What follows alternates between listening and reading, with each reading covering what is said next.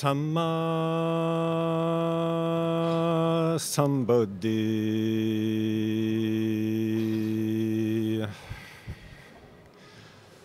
Samma Sambuddhi.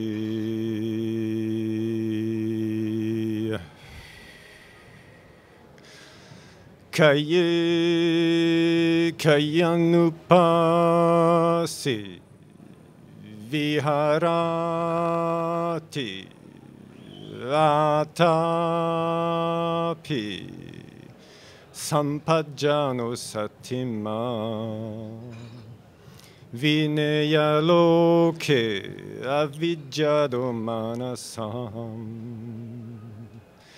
Vedana Vedana Nupasi Viharati Atapi Sampajjano Satima Vinaya Loke Avijjado Manasam Chitte Chittanupasi Viharati Atapi Sampajjano Satima Vinaya Loke Avijjado Manasam Dhamme Suddhammanupasi Viharati Atapi Sampajjano Satima Vinaya Loke Avijjado Manasam.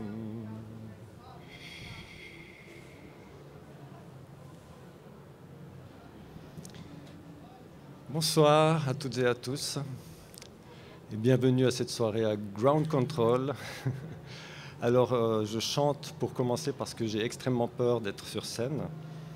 Je ne dors plus depuis plusieurs nuits. Et tout à l'heure j'ai écrit une phrase intéressante, il y a un Larson. Hein. J'ai écrit « Lorsque j'ai peur, j'oublie qui je suis ». Donc pour traverser la peur et pour retrouver qui je suis, ça m'aide de chanter, et de chanter en particulier les sutras du bouddhisme ancien. Donc ce que je viens de vous chanter, c'est un extrait du Satipatthana Sutta. C'est un texte dans lequel le Bouddha explique en gros comment méditer, en observant le corps, en observant les sensations, en observant les pensées et en observant les phénomènes de la conscience. Et ce Satipatthana Sutta, c'est un des sutras les plus importants parce que c'est le plus, je dirais, orienté vers la pratique. C'est-à-dire que c'est un sutra qui n'est pas très philosophique, c'est un sutra qui est très concret sur ce qu'on nous conseille de faire pour observer, pour traverser la vie avec un regard et une perception profonde et claire. Donc j'aime bien le chanter de temps en temps pour m'en souvenir. Alors ça commence par des remerciements. Déjà, je vous remercie d'être là ce soir pour cet événement. Je remercie toute l'équipe de Ground Control qui m'a invité, en particulier Mathilde Giraud, que je connais bien, qui a eu l'idée de cette soirée. Je remercie également Jessica Baucher, qui sera tout à l'heure avec moi sur scène et qui, avec sa lumière et son intelligence, m'accompagne pendant ces quelques jours de traversée parisienne. Ouais, c'est tout un événement pour moi. Hein. Je remercie toute l'équipe de Mama Édition, bien évidemment, qui s'est occupée d'organiser également, en collaboration avec Ground Control, et également d'afficher les œuvres originales d'Angéline qui sont dans la librairie, derrière ce mur. Donc vous pourrez passer ensuite à la librairie. Donc les œuvres qui sont présentées, je le dis juste pour information, ce sont vraiment les originaux des livres de Mère, de Fusion et du Manifeste paradisiaque. Donc ce ne sont pas des reproductions, ce ne sont pas des facsimilés, ce ne sont pas des tirages numérotés, ce sont vraiment les originaux que nous avons eus chez nous pendant plusieurs années, gardés dans une boîte précieusement. Et cette idée d'exposition et de faire cette soirée, ça faisait un certain temps qu'on en parlait avec Mama Édition, avec Tigran et Mishka, et ça a été un petit peu repoussé là, ces 2 dernières années, et enfin on peut le faire, et c'est aujourd'hui, donc on est vraiment très content de le faire. Merci. Et les remerciements à vous, d'être venu et d'être là pour cette soirée. Tout à l'heure, je me promenais, je suis venu à pied, donc j'ai marché pendant 1 heure à travers les rues de Paris et j'ai vu 2 choses. Et ça m'a fait vraiment très plaisir de voir ces 2 choses. J'ai vu beaucoup d'êtres humains. Alors j'adore les êtres humains, et là il y en avait plein. Je vis en pleine forêt, en pleine campagne. Donc pour moi c'est tout un événement, je trouvais ça magnifique. Et j'ai vu beaucoup d'arbres également. Donc il y a vraiment plein d'arbres à Paris, le long des grands boulevards, le long des rues, parfois très discrets. Et c'est vraiment des warriors, ces arbres. Ils sont avec vous pour vous soutenir, ils sont là avec leur présence. Et ça vaut vraiment la peine, lorsqu'on se promène, de lever les yeux et de voir leur feuillage, de voir leur présence. Et je me dis qu'il y a une sorte de solidarité entre les arbres et les êtres humains dans les villes. Voilà. La ville, c'est un endroit très spécial. Nous sommes des primates, donc arboricoles, hein, nous autres les êtres humains. Et de se retrouver en ville, dans un univers bétonné, c'est un peu spécial, quoi. Et cette présence des arbres, elle est très importante. Et ouais, moi, je fais toujours attention aux arbres quand je suis en ville. Et ils me rassurent d'une certaine manière avec leur force, leur énergie, leur présence. Voilà, donc merci également aux arbres des villes d'être bien présents et de nous accompagner, hein, sur le chemin. Alors, je vous ai fait une petite présentation avec des super effets spéciaux sur l'écran derrière, là. Donc ça commence à... Oui. Ça commence avec Sangye Menla. Sangye Menla, c'est un Bouddha très spécial. C'est le Bouddha de la guérison. C'est le Bouddha chaman, comme je l'appelle. C'est-à-dire que c'est le Bouddha guérisseur. C'est le maître de la guérison. Et c'est un esprit tutélaire avec lequel je travaille maintenant depuis plusieurs années. Donc en 2016, avec ma compagne Angéline, nous sommes partis au Pérou pour une expérience visionnaire chamanique. Et au retour de ce voyage, c'était mon anniversaire, j'ai eu 40 ans en 2016 et mon cadeau, ça a été ce tanka que m'a offert Angéline, directement importé du Népal avec ce Bouddha que nous avons découvert en fait. Je ne connaissais pas ce Bouddha avant l'arrivée de ce tableau chez nous. Et depuis son arrivée dans notre vie, c'est un des esprits principaux avec lesquels je travaille au quotidien. Voilà, donc Sangye Menla, c'est un petit peu lui qui me coach au jour le jour. Je trouve que c'est un Bouddha intéressant parce qu'il fait le lien entre diverses traditions. On le voit avec une fleur dans la main et il porte un réceptacle couleur lapis lazuli. Et dans ce réceptacle, il y a le nectar de la guérison. C'est un nectar qui est multidimensionnel et qui prend diverses formes selon les traditions. Ce nectar, ça peut être un tambour dans les traditions eurasiatiques. Ce nectar, ça peut être une potion magique comme en Amazonie par exemple. Ce nectar prend différentes formes selon les cultures, selon les traditions, selon les origines. Et Sangye Menla, dans le bouddhisme tibétain, en est le dépositaire. C'est-à-dire que c'est lui qui est le gardien du nectar de guérison. Et en fait, son message à ce Bouddha en ce moment, c'est qu'il travaille beaucoup.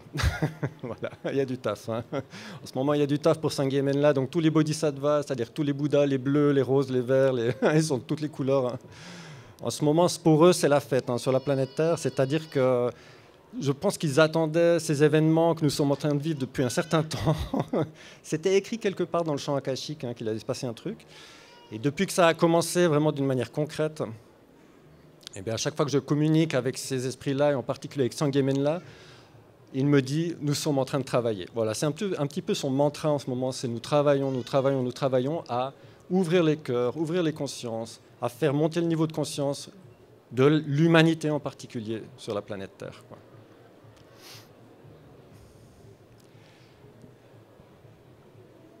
Ce dessin, c'est un chou romanesco. Un chou romanesco, donc c'est une sorte de brocoli psychédélique qui a été dessiné par Angéline. Mais en fait, pour moi, il représente le bardo. Le bardo, c'est un concept très important également dans le bouddhisme tibétain. Le bardo, c'est un espace de transition, c'est un espace intermédiaire. Et nous sommes en ce moment collectivement en train de vivre un bardo. C'est un tunnel aussi, c'est-à-dire que le bardo, il y a un aspect multidimensionnel, c'est une fractale, hein, qui se répercute à l'infini, et en même temps, c'est un tunnel à travers lequel on doit passer. Et nous sommes au milieu de ce tunnel, enfin j'espère que nous sommes au milieu et plutôt vers la fin, hein, je ne fais pas de pronostic encore. Mais nous sommes dans ce tunnel toutes et tous ensemble, et du point de vue du bouddhisme, c'est dans le bardo que se révèlent les choses. C'est-à-dire que le bardo rejoint le mot apocalypsis en grec. L'Apocalypse, ce n'est pas la destruction. L'Apocalypse, c'est la révélation des choses qui sont cachées. Apos, ça signifie caché. Calypsis. Donc, calypsis, c'est caché. Apos, c'est la révélation. C'est la révélation de ce qui est caché. Et le bardo, dans les traditions tibétaines, c'est également la révélation de ce qui est caché. C'est-à-dire que tout ce qui est engrammé dans les couches de conscience profonde de l'humanité est en train de remonter à la surface en raison de différents phénomènes cosmiques, telluriques, également de ce qui se passe à un niveau, je dirais, vraiment humain, au niveau des relations, etc. Ce qui rend visibles les choses, c'est-à-dire que nous vivons une période extraordinaire, peut-être unique dans l'histoire de l'humanité, parce que tout devient visible. Le bien, le mal, l'obscurité, la lumière, ce qui fonctionne, ce qui ne fonctionne pas, ce qui est important, ce qui n'est pas important, ce qui est sacré, ce qui est profane. Toutes ces dualités sont de plus en plus visibles. Pour qui veut bien les voir, hein. Si vous êtes dans cette salle, c'est que ça vous intéresse, j'imagine. On peut enfin voir les choses telles qu'elles sont. Et ça, c'est vraiment la grâce du bardo. Donc cet espace intermédiaire et ce tunnel. Et dans le livre mère, la partie centrale du livre, je l'ai intitulé le tunnel également. Voilà. Parce que dans la cérémonie de chamanisme amazonien, et dans toutes les cérémonies et dans tous les processus de guérison, il y a des parties qui sont très joyeuses et qui sont pleines d'extase et qui sont pleines de lumière, mais il y a également la traversée des zones d'ombre. Et cette traversée des zones d'ombre, que j'appelle ça le côté obscur, c'est en fait le bardo. C'est-à-dire que toutes les illusions, tous les vieux démons, toutes les vieilles tendances, les vieilles addictions, les vieux traumas, les vieilles névroses remontent à la surface et il faut faire le tri. Il faut faire le tri parce qu'on a la capacité avec notre conscience à choisir ce qui nous est utile, ce qui est constructif, ce qui est positif, ce qui nous fait avancer et à déterminer ce qui est plus utile, ce qu'on peut dissoudre, ce qu'on peut lâcher, ce qu'on peut, etc. Et dans ce bardo actuel, j'ai l'impression que pendant des siècles et des siècles et des siècles, ces questions-là, elles étaient très individuelles, c'est-à-dire que chacune de nous faisait son chemin et devait faire le tri. Et aujourd'hui, la force de guérison sur la planète Terre est tellement puissante, elle vient de partout, hein, qu'il y a une partie de ce travail qui est pris en charge en fait par des forces qui nous dépassent, quoi. Et je trouve ça juste merveilleux. Donc il y a vraiment une notion de lâcher prise aussi. C'est-à-dire que c'est vraiment l'occasion de surfer sur la vague et de laisser ces forces travailler. Ces derniers temps, je pose souvent la question, mais je peux faire quoi concrètement? Ils me disent, bah fais rien, quoi, en gros. Parce que l'importance de ce qui est en train de se jouer est tellement énorme que c'est d'une certaine manière transféré à un niveau supérieur, et ce niveau supérieur qui est celui justement des grands esprits guérisseurs, des Bouddhas, etc., bah, ils prennent en charge une partie de ce travail de nettoyage. Donc ne vous mettez pas sur le dos toute la misère du monde en ce moment. C'est un peu ça le piège, hein, vous voyez, le piège de la culpabilité ou de se faire culpabiliser, etc. Une partie du travail est prise en charge, hein, c'est très important de s'en souvenir. Donc dans le bardo se révèlent les choses lumineuses, les choses obscures, et c'est également dans le bardo qu'on rencontre nos esprits alliés, c'est-à-dire que c'est dans le bardo qu'on prend conscience de qui sont les êtres sur lesquels on peut compter, quelles sont les forces qui viennent vraiment nous aider constructivement, et c'est aussi dans le bardo qu'on fait de nouvelles rencontres, et c'est aussi dans le bardo qu'on lâche de vieilles relations, ou de vieilles croyances, ou de vieilles choses dont on n'a plus besoin, également à un niveau matériel. Donc beaucoup de bouleversements, beaucoup de transformations, beaucoup de chamboulements, mais n'oubliez jamais qu'on n'est jamais seul dans le bardo, hein. Jamais seul dans le bardo. Voilà, ensuite j'avais envie de mettre une petite image mexicaine, voilà, histoire de changer, on va changer de fréquence quelquefois comme ça, pour montrer que ce tunnel et cette représentation en fait de la conscience comme un mandala, c'est-à-dire comme étant quelque chose qui part d'un centre et qui se déploie, c'est quelque chose d'universel dans toutes les traditions spirituelles du monde, même dans les plus, je dirais, les plus anciennes et les plus archaïques.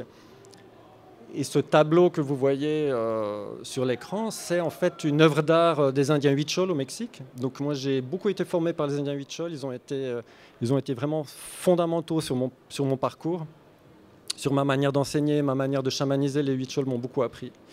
Et ils ont un art qui est magnifique, qui est extrêmement coloré, qui est super psychédélique et qui est inspiré par une plante visionnaire qui est le peyote, qui est au centre du tableau. Et l'autre jour, quand je préparais cette petite voilà, mise en scène, je me disais, mais c'est intéressant, ce peyote, en fait, est formé de 8 tranches qui correspondent en fait à la roue du bouddhisme, c'est-à-dire, bah, je vais vous la montrer, hein, je les ai superposées. Hop là.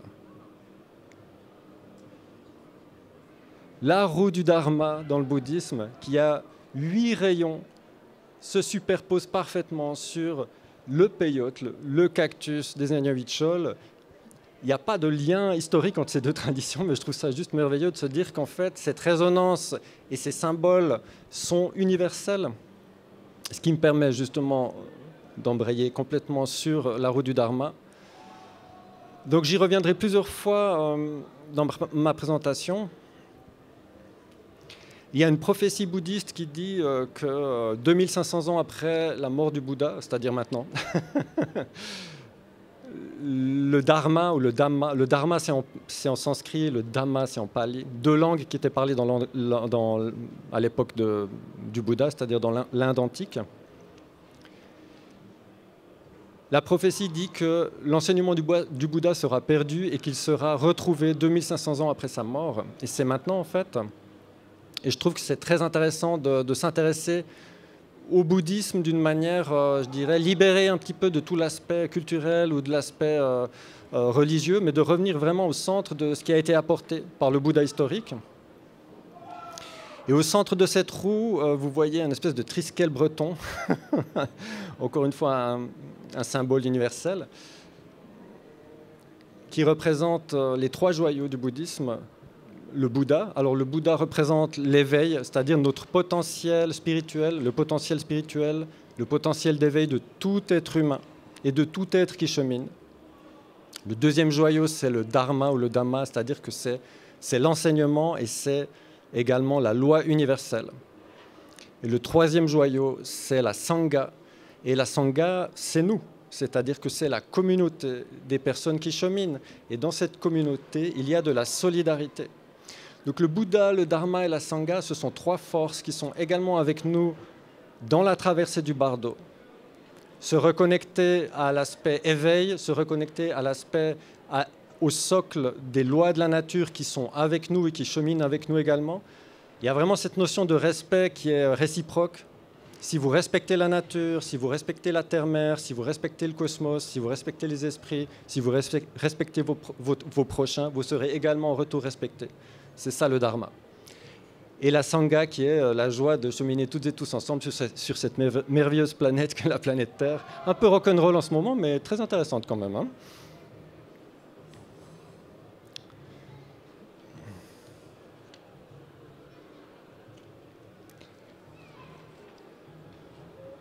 Alors la photo que je vous montre là, c'est une photo que j'ai prise en l'an 2000. C'était pendant l'été 2000, j'ai fait une mission humanitaire. Alors j'avais 24 ans. Je suis parti en mission humanitaire dans le sud du Mexique, au Chiapas. Et à l'époque, il y avait une guerre civile entre le gouvernement mexicain et les Indiens qui se faisaient déposséder de leurs terres. Donc c'est une vieille histoire. Hein. C'est une histoire vieille, un petit peu comme l'histoire de l'humanité. C'est-à-dire que les peuplades traditionnelles se font malmener par ce que j'appelle l'empire. L'empire, c'est cette volonté expansionniste de vouloir tout posséder, tout contrôler, etc. Et donc j'ai passé un certain temps dans un village isolé dans la jungle, et tout autour de ce village, c'était la guerre, mais dans ce village, c'était étonnamment un espace vraiment préservé, un espace de paix. Et dans cet espace de paix, j'ai pas pris beaucoup de photos. Voilà, à l'époque, c'était encore un appareil argentique. C'est d'ailleurs une diapositive que vous êtes en train de voir. C'était vraiment à l'ancienne. Hein. Mais un des derniers soirs de mon séjour, il y a eu une fête et c'était intéressant parce que tout l'aspect spirituel avait été un petit peu caché par la survie en temps de guerre, etc. Enfin, il y avait vraiment des enjeux géopolitiques qui étaient très importants. Donc très peu de spiritualité pendant mon séjour. Mais cette soirée-là a été assez exceptionnelle parce que les hommes du village ont sorti les tambours, il y a eu une procession dans le village. Et tout le village s'est réuni, en fait, et les enfants sont restés un petit peu à l'écart des cérémonies rituelles, qui étaient des cérémonies chamaniques. Et moi, je suis resté à l'écart également avec les enfants et j'en ai profité pour prendre quelques photos. Et cette jeune fille a pris la pose, je ne lui ai pas demandé de poser comme ça, elle s'est mise dans cette position. Et cette photo, elle est très importante pour moi parce qu'elle représente en un cliché, je vais vous la montrer en intégralité. Voilà. Elle représente en un cliché un petit peu tous les enjeux, c'est-à-dire la féminité, c'est-à-dire l'aspect religieux, bien évidemment, qui se joue, la nature, la préservation des cultures traditionnelles. Et petite anecdote intéressante, cette photo, qui est donc une diapositive à la base, j'en ai fait un tirage que j'ai offert à mes parents. Donc c'était en l'an 2000, hein, et ça fait 22 ans. Et c'est grâce à ma mère qui a gardé cette photo au grenier pendant toutes ces années. Ils ont déménagé ensuite, on ne savait plus où était la photo et moi je voulais absolument la retrouver. Et ma mère, que je remercie,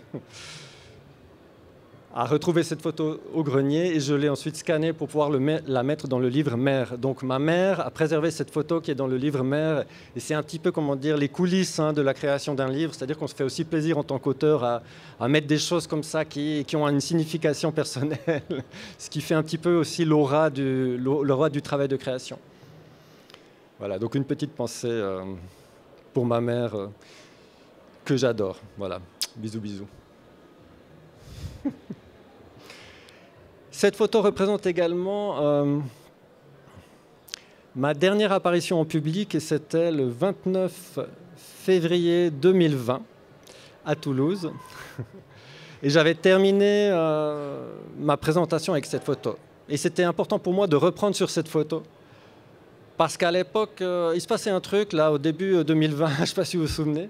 Il y avait une sorte de fébrilité dans la salle. C'était une énorme salle avec 1500 personnes à Toulouse. C'était vraiment un grand événement avec plusieurs interventions de personnes que j'admire beaucoup. C'était vraiment une très belle journée. Et ça s'est terminé sur, en tout cas ma présentation s'est terminée sur cette photo et sur le fait qu'il allait se passer quelque chose. On sentait que ça allait venir, quoi. Donc je reprends le flambeau et je reprends cette photo pour vous parler en tout premier du livre mère, dont voici l'emblème, le symbole, la star des colibris. Donc je ne peux pas parler du livre mère sans mettre le colibri, la l'odigésie admirable, en rapport avec ce livre, évidemment. Parce qu'une des raisons pour lesquelles nous sommes allés au Pérou avec ma compagne Angéline, c'est justement pour aller rencontrer ce colibri, qui est un des oiseaux les plus rares du monde, qui est en voie de disparition et qui vit dans une vallée, la vallée de l'Utcubamba. Donc pour aller trouver la l'odigésie admirable, il faut vraiment faire un périple dans une région qui n'est pas du tout touristique du Pérou, dans le nord du Pérou, dans les Andes.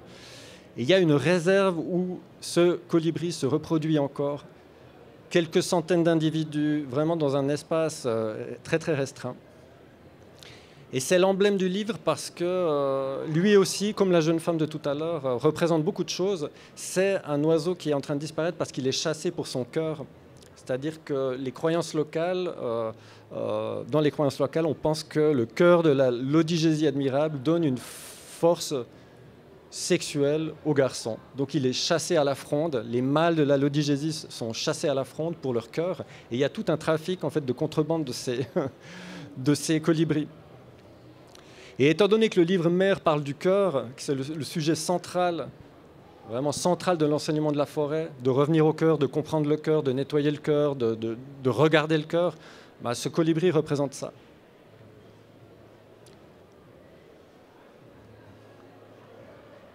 Donc le mâle de la l'odigésie admirable a des plumes tout à fait étonnantes en vol, à se demander où il les met lorsqu'il vole.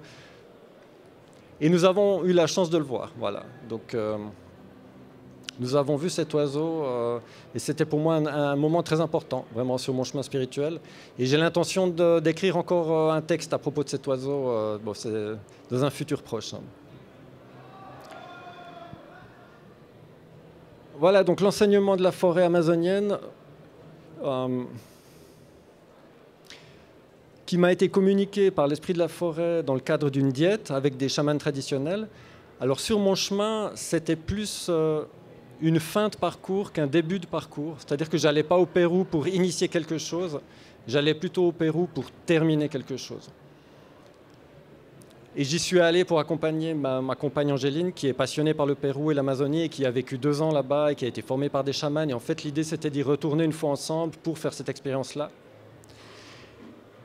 Et lors de la première cérémonie, je ne m'y attendais pas du tout, hein, je n'allais pas là-bas pour écrire un livre, j'allais là-bas pour simplement profiter de l'expérience visionnaire. Eh bien, l'esprit de la forêt m'a communiqué son enseignement, il m'a parlé. Et c'est un enseignement qui parle du cœur et de l'importance de bien comprendre les enjeux, en fait. Et que tous les enjeux nous amènent au cœur, parce que c'est le cœur qui est au centre de notre capacité à créer le monde, de notre capacité à prendre des décisions, de notre capacité à ressentir. En gros, tout se passe dans le cœur. Et ça me permet de faire un parallèle intéressant avec le bouddhisme, parce que il y a un terme dans le bouddhisme en pali, chitta. Et chitta signifie le cœur-esprit, c'est-à-dire que pendant très longtemps, c'est un mot qui a été traduit par l'esprit. Voilà, l'esprit. Et plus le temps passe, et plus dans les textes bouddhistes modernes, et moi je suis aussi traducteur, et c'est des phénomènes qui m'intéressent, et plus le terme chitta est de plus en plus traduit par le cœur. C'est-à-dire qu'on est en train...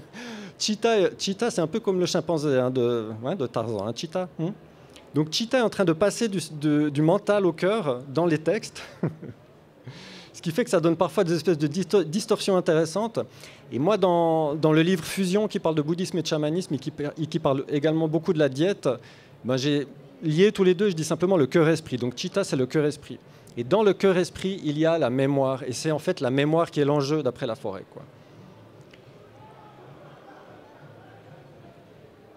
Cette mémoire que nous portons toutes et que nous portons tous, qui est la mémoire du vivant, qui est la mémoire de la planète, qui est la mémoire de notre espèce, et qui est la mémoire qui nous reconnecte à nos origines communes, c'est-à-dire que lorsqu'on est connecté à la mémoire du cœur, on se rend compte qu'on est tous frères, tous sœurs, tous cousins, tous cousines, tous oncles, tous tantes. Enfin, je veux dire, il n'y a plus d'animosité, il n'y a plus de séparation, il n'y a plus de... Il y a cette sensation d'unité qui n'est pas seulement un concept justement dans une chitta qui serait purement mentale, mais qui est vraiment dans le corps, quoi. C'est-à-dire que c'est quelque chose qui est génétique, qui est au niveau de la lignée, au niveau vraiment de notre fonctionnement d'être humain. Nous sommes tous issus de la même racine et du même arbre. Et le problème que nous avons, c'est que nous l'oublions. C'est-à-dire que dans l'individualisme ou dans nos vies trépidantes qui ne sont pas forcément connectées à la mémoire du corps, nous oublions la plupart du temps, et moi aussi je l'oublie tout le temps, que nous sommes toutes et tous issus de la même branche, du même arbre, des mêmes racines, de la même source. Donc c'est très important pour la forêt de nous faire comprendre ça, parce que une autre information qui était disponible et qui était importante pour la forêt amazonienne, c'est cette notion de celle la mère du vivant, c'est-à-dire que la profusion de la biodiversité, historiquement parlant, elle se trouve en ce moment. Les derniers, je dirais, restes de grande biodiversité maximale se trouvent dans les forêts vierges et dans les océans, qui sont aussi des forêts vierges à leur manière. Et préserver les forêts vierges, c'est préserver l'arbre du vivant, c'est préserver ce sur quoi l'ensemble du vivant repose. Donc la disparition de la forêt amazonienne, c'est aussi la disparition d'un trésor qui est le trésor du vivant. Et évidemment, du point de vue de la forêt, qui est un esprit qui a aussi sa personnalité, qui a aussi sa volonté de vivre, il y a une urgence. Et c'est une urgence qui n'est pas uniquement amazonienne, c'est une urgence qui est mondiale. Les forêts sont en train de disparaître. Oui, on le sait, on a compris. Hein. Les forêts sont en train de disparaître et c'est vraiment, du point de vue de la génétique de Homo sapiens, un problème. Parce que nous sommes des enfants de la forêt et que si la forêt disparaît, c'est notre mère viscérale qui disparaît. Nous sommes les fruits de cette mère. Alors pourquoi? Bon, là on va entrer dans la partie la moins rock'n'roll, ou peut-être la plus rock'n'roll, mais disons la moins joyeuse de l'histoire, c'est la question de pourquoi est-ce que ça ne fonctionne pas? Pourquoi est-ce qu'on détruit la forêt qui est notre mère? Pourquoi cette tendance à vouloir dominer ou à vouloir éradiquer ce qui est pourtant notre racine commune? Alors cette phrase... C'est un petit peu le mantra du livre mère, l'intention est bonne mais le cœur n'est pas pur. C'est la première phrase du livre parce que c'est la première phrase que j'ai entendue lors de la toute première cérémonie au Pérou avec les chamans. Voilà. Donc cette phrase a tourné dans ma tête pendant toute la durée de la première cérémonie. Il fallait vraiment que je comprenne. Et encore aujourd'hui, c'est comme un koan zen, hein. C'est-à-dire que c'est une phrase sur laquelle on peut méditer encore et encore. L'intention est bonne, mais le cœur n'est pas pur. Je peux vous l'interpréter à ma manière aujourd'hui, mais peut-être que demain, mon interprétation sera différente parce qu'elle change tout le temps. Mais aujourd'hui, je dirais tout simplement qu'en surface, nos intentions sont toujours bonnes. C'est-à-dire qu'il y a toujours une raison derrière nos actions, derrière nos paroles, derrière nos projets. Bonne pour nous-mêmes, bonne par rapport à ce que nous cherchons à atteindre. Mais que dans les profondeurs, ce qui fait que cette intention ne se déploie pas forcément d'une manière toujours optimale, ou le fait que ça ne marche pas forcément toujours comme on le souhaite, ou le fait que ce soit dévoyé ou que ce soit distordu, c'est parce que derrière l'intention, il y a le cœur, et que tant que le cœur n'est pas nettoyé, tant que le cœur n'est pas clarifié, l'intention sera toujours distordue. Et cette phrase, donc, je l'ai reçue, je l'ai ressassée encore et encore. Et là, c'est en fait une photo directement tirée de mon carnet de notes. Alors pendant les cérémonies, je ne prends pas de notes et je n'enregistre pas en général, je reste vraiment dans le travail chamanique. Mais cette phrase était tellement importante qu'en pleine nuit, je l'ai gribouillée. Voilà, c'est le gribouillis de cette phrase qui est directement tirée du carnet. L'intention est bonne, mais le cœur n'est pas pur. Et dès le début de cette première cérémonie, j'ai senti aussi que le lien entre l'Amazonie et le bouddhisme serait très présent, voilà, pendant ma diète. Parce que l'intention, c'est évidemment quelque chose de fondamental dans le bouddhisme. Tout à l'heure, je vous ai montré la roue du Dharma, et en fait, la première étape de la roue du Dharma, Ditti, c'est l'expérience visionnaire, comme par hasard, c'est la compréhension.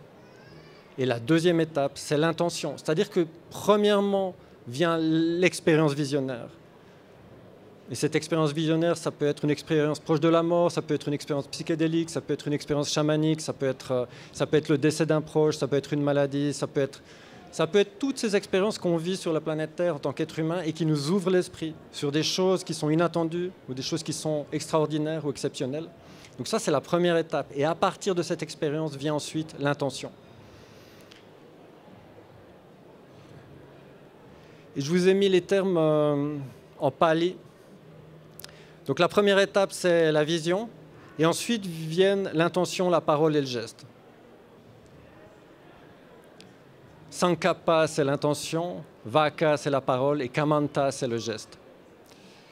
Et cette intention, cette parole et ce geste viennent de notre expérience visionnaire, c'est-à-dire de notre compréhension de la réalité. Notre manière de comprendre la réalité, notre manière de saisir la réalité, notre paradigme va influencer directement nos intentions, va influencer ensuite directement nos paroles et va ensuite influencer directement nos actions. Et dans le bouddhisme, on a un terme archi connu, tout le monde connaît ce terme, là je vous l'ai mis en version pali, mais je vous expliquerai en sanskrit, qui résume tout ça, kamma. En sanskrit, ça se dit karma. Le fameux karma qui est tellement mal compris en Occident. Le mot karma signifie action. Ça veut simplement dire action. C'est le fait d'agir. Là, je suis en plein karma. Et vous êtes en plein karma. Et à l'extérieur, le bruit, là, vous entendez, tout ça, c'est du karma. Donc, ce n'est pas négatif. Il n'y a aucune négativité dans le karma. Le karma, c'est simplement le fait d'être actif. Donc l'expérience visionnaire, première étape, et ensuite l'intention, c'est un karma. La parole, c'est un karma. Le geste, c'est un karma. Les projets, c'est un karma. Le travail, c'est un karma. Les œuvres qu'on produit, c'est un karma. Donc nous sommes sur Terre pour effectuer des karmas dans la joie. Donc il faut, vous voyez cet aspect un petit peu, cette négativité qui squatte un petit peu le champ de conscience du terme karma. Non, non, non, non. En fait, karma, c'est un terme qui est totalement neutre. Ça veut dire action, voilà. Ça veut dire action. Et c'est important de le comprendre. Parce qu'une fois qu'on a compris ça, on comprend aussi comment fonctionnent ensuite les interactions avec le monde extérieur, intérieur. C'est-à-dire que mes karmas, c'est-à-dire ce que j'offre au monde, mes offrandes, mes œuvres, vont nourrir le champ de conscience du monde. Et en retour, je vais également recevoir quelque chose du monde. Vous voyez, il y a cette interaction qui est expliquée dans les textes bouddhistes encore et encore. cette notion de je te donne quelque chose, tu me donnes quelque chose, et il y a cette interdépendance en permanence, tout est interrelié, tout fonctionne ensemble à travers le karma. Donc c'est un terme fondamental. Moi j'adore le mot karma, je l'utilise le plus souvent possible. Et il y a des karmas passés, et c'est là qu'on entre justement dans le travail de nettoyage. C'est-à-dire que dans mon passé, j'ai eu des intentions qui étaient à côté de la plaque, j'ai eu des paroles qui ont blessé des gens peut-être, j'ai fait des actions qui n'étaient pas jolies, et en fait, je dois simplement avoir un regard lucide sur ces intentions, ces paroles et ces actions pour qu'elles se dissolvent. Et c'est ça le principe fondamental de l'enseignement du Bouddha et de la méditation, c'est-à-dire que dès le moment où on regarde en face ce que l'on produit, et ce que l'on a aussi produit dans son passé, et ce que l'on a aussi subi peut-être dans son passé, dès le moment où on le regarde en face, voir les choses telles qu'elles sont, ça se dit vipassana en pali, ça se dissout, c'est-à-dire que c'est un nettoyage du cœur. Et ce nettoyage du cœur, il y a plein de manières de le faire, bien évidemment. On peut le faire chamaniquement, on peut le faire à travers une thérapie, à travers un art martial, à travers la création artistique, à travers la vie en général. Mais la méditation, c'est comme un microcosme de la vie. Et dans ce microcosme, dans cet espace sacré, on a la capacité à simplement observer ce qui se passe dans le corps, dans les mémoires, dans les phénomènes de conscience et à les dissoudre. Et cette dissolution, c'est un enseignement sur la manière dont fonctionne l'existence, tout simplement. Et c'est là qu'on en arrive à une autre phrase de Laforêt que j'adore. Et un concept fondamental aussi du bouddhisme, la compassion. C'est-à-dire que la compassion, c'est la compréhension. C'est-à-dire que lorsqu'on dit à une personne avec qui on est en interaction, je te comprends, je suis avec toi, ça signifie que je suis dans une forme de soutien. Je te comprends. I understand you en anglais. Understand, c'est-à-dire je te soutiens. C'est même dans l'étymologie. Vous voyez, je suis en dessous de toi et je te soutiens. Je te comprends. C'est-à-dire qu'on est sur la même longueur d'onde. C'est-à-dire qu'en fait, je t'aime, quoi. Je t'aime, je te comprends, on se comprend. Donc, toutes les choses qui sont du domaine de la négativité, c'est-à-dire les choses qu'on a subies, c'est-à-dire les blessures, c'est-à-dire les choses qui sont, du domaine de ce qu'on appelle les souillures ou les impuretés dans le bouddhisme, toutes ces choses, à partir du moment où on les regarde avec la compréhension, avec la compassion, elles se dissolvent et elles se transforment en quelque chose de lumineux, en un enseignement. Donc la compassion, c'est la compréhension de la magie, et c'est également une phrase que m'a offerte Laforêt. Parce que dans le chamanisme d'Amazonie en particulier, le mot magie, c'est un terme qui résume en fait le karma. On va dire karma dans le bouddhisme, on va dire magie.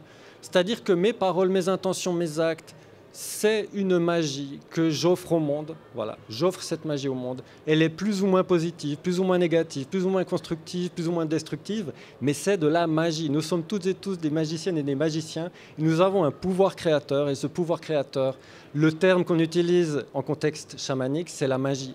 Et ce que j'aime beaucoup dans les traditions chamaniques, c'est cette simplicité, c'est-à-dire que les concepts sont très simples à comprendre. La compassion, c'est la compréhension de la magie. C'est-à-dire qu'à partir du moment où je comprends la magie qui émane de toi, c'est-à-dire la magie qui vient de ta compréhension du monde, de ce que tu as vécu, de ton passif, de tes réussites, de tes échecs, de tes blessures, des choses qui vont, des choses qui ne vont pas. Je comprends pourquoi tu fonctionnes comme ça et je t'aime tel que tu es. Et moi également, si je comprends ma propre magie, c'est-à-dire d'où je viens, comment j'ai été éduqué, ce qui m'a formé, ce qui a fait de moi la personne que je suis aujourd'hui, je serai beaucoup plus indulgent avec moi-même, je serai beaucoup plus en paix avec moi-même, je serai beaucoup plus dans la compassion avec moi-même.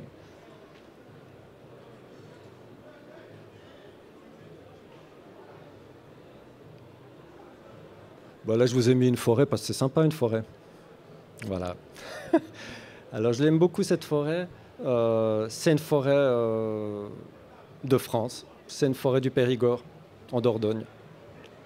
Et je l'aime bien parce qu'on a l'impression d'être un peu en Amazonie. Il y a beaucoup de lianes et il y a des couleurs magnifiques. Et tout ça pour dire que lorsque la forêt amazonienne parle de la forêt, elle parle de toutes les forêts du monde. Elle parle également des forêts créés par les hommes, même les grands parcs à Paris, même les alignements de platanes dans les grands boulevards, comme tout à l'heure quand je suis venu ici, ce sont des forêts. Toutes les forêts sont reliées entre elles et toutes les forêts sont là pour nous soutenir. La forêt, c'est vraiment l'allié de l'humanité, ne jamais oublier ça.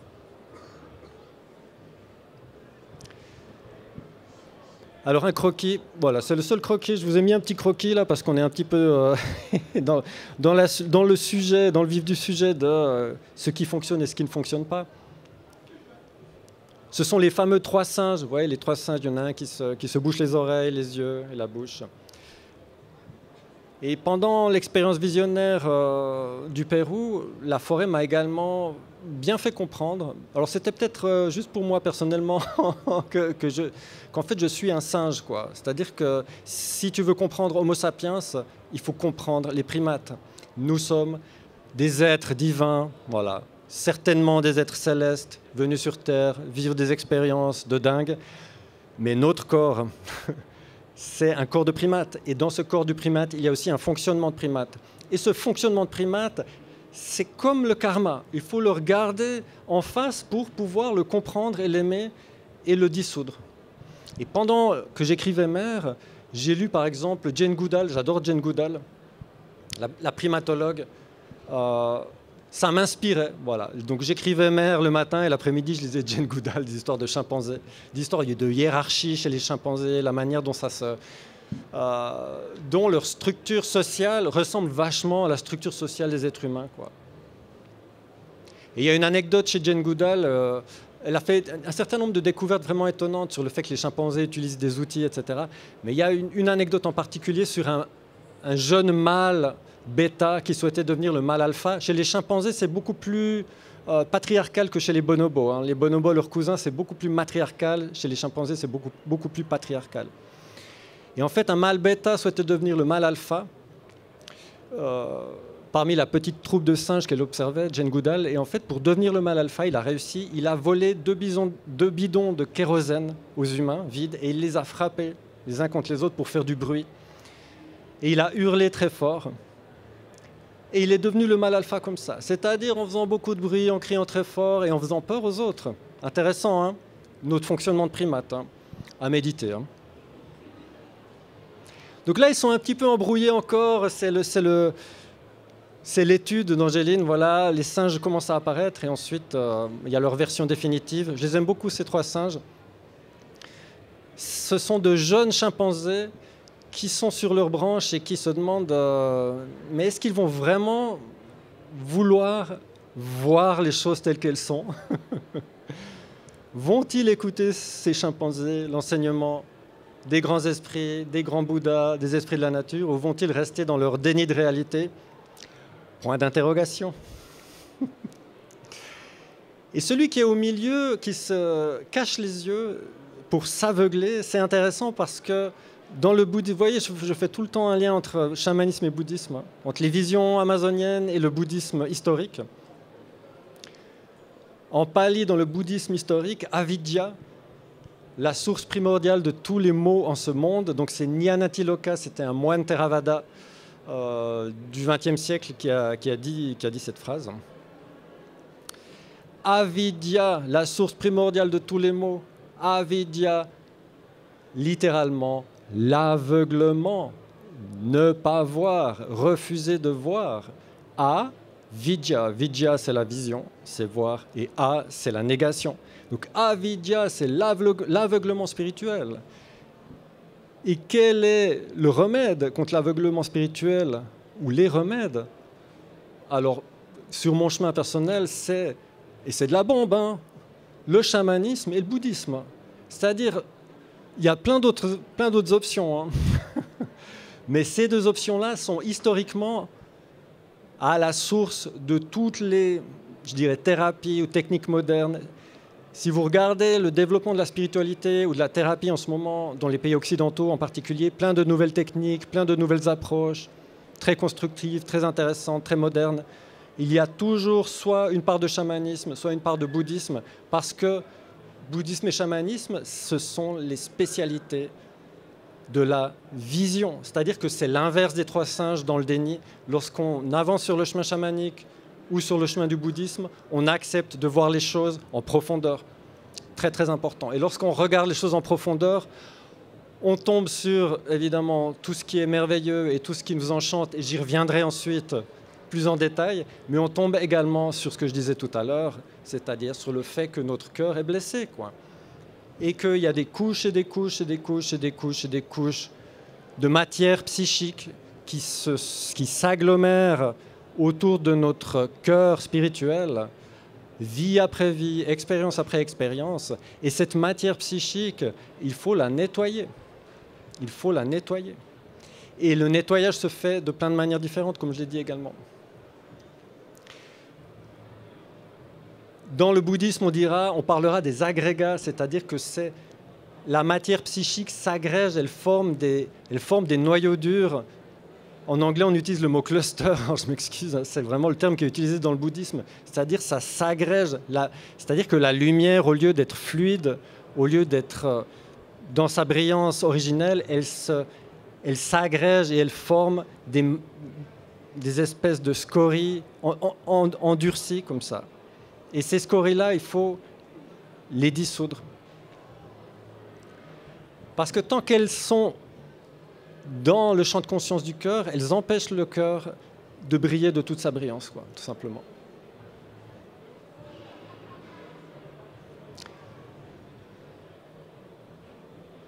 Une dernière phrase de la forêt dans le tunnel. Ensuite, on va sortir du tunnel. Hein. Prochaine diapositive, on sort du tunnel. Hein. Super. Donc la forêt amazonienne, très très forte pour sortir des phrases comme ça, percutantes, sur lesquelles on peut méditer pendant quelques années. Il n'y a pas de coupable, il n'y a que des cœurs blessés. Alors dans l'expérience visionnaire, cette phrase m'était destinée, c'est-à-dire que ma propre culpabilité, c'est-à-dire que j'essayais de comprendre pourquoi j'ai parfois des comportements qui ne sont pas constructifs, pourquoi en fait mes karmas ne sont pas toujours des karmas lumineux et bienveillant, et pourquoi je suis parfois une personne égoïste et jalouse, etc., et malveillante aussi. Et en fait, la forêt m'a tout simplement fait comprendre que tant que mon cœur serait blessé, tant que mes agrégats seraient inconscients, tant que je laisserais cette espèce de bouillie psychique m'encombrer, j'aurais en fait ce sentiment de culpabilité parce que mes actions seraient détournées. Voilà. Donc il n'y a pas de coupable, il n'y a que des cœurs blessés. C'est aussi une phrase qui nous fait prendre de la hauteur sur ce qui se passe entre nous autres, les êtres humains. C'est une phrase pour moi avec laquelle j'ai beaucoup de travail à faire encore pour la comprendre. Même si je l'ai mise dans un livre, elle me fait travailler cette phrase. Parce que je la considère vraiment comme étant une phrase qui vient de tout en haut, de la compassion qui est tout en haut, c'est-à-dire de prendre vraiment conscience que même la malveillance la plus horrible et la plus ignoble est produite par des cœurs qui sont blessés. C'est-à-dire que les personnes qui trompent, qui mentent, qui détruisent, etc., ce sont des personnes qui ont des cœurs blessés. Et de comprendre ça, ça nous permet d'inverser notre animosité aussi. Vous savez, la colère, quoi. C'est-à-dire que, en fait, ce sont aussi des êtres humains, ce sont aussi des primates, ce sont aussi des âmes qui font un chemin. Et sur ce chemin, ça n'a pas toujours été joli non plus, ce qui explique ensuite les comportements. Vous voyez, il y a une espèce de logique, voilà. Il y a une espèce de logique à la fois dans le bouddhisme ou dans le chamanisme qui nous permet de comprendre pourquoi le monde est dans cet état aujourd'hui. C'est-à-dire cette notion du cœur blessé, cette notion de culpabilité, cette notion de pourquoi est-ce qu'on détruit la nature. Ok, on sort du tunnel. Ah, alors là c'est super. Hein. Le sanctuaire. Donc cette photo, je l'ai prise après notre diète. Nous sommes donc partis à la recherche de la lodigésie admirable dans la fameuse vallée de Lutcubamba dans le nord du Pérou. Et dans cette vallée, il y a une des plus grandes cascades, une des plus hautes cascades au monde, la cascade de Gokta. Et c'est une zone, c'est un sanctuaire dans une petite vallée avec une cascade qui fait 900 mètres de haut, je crois. Je l'ai en photo sur la prochaine diapositive, vous verrez. Et ça, c'est la végétation qui pousse au pied de cette cascade et qui est juste merveilleusement verte, merveilleusement lumineuse et merveilleusement guérisseuse, quoi. C'est-à-dire que c'est un espace sacré. Et dans ces espaces sacrés-là, on se ressource.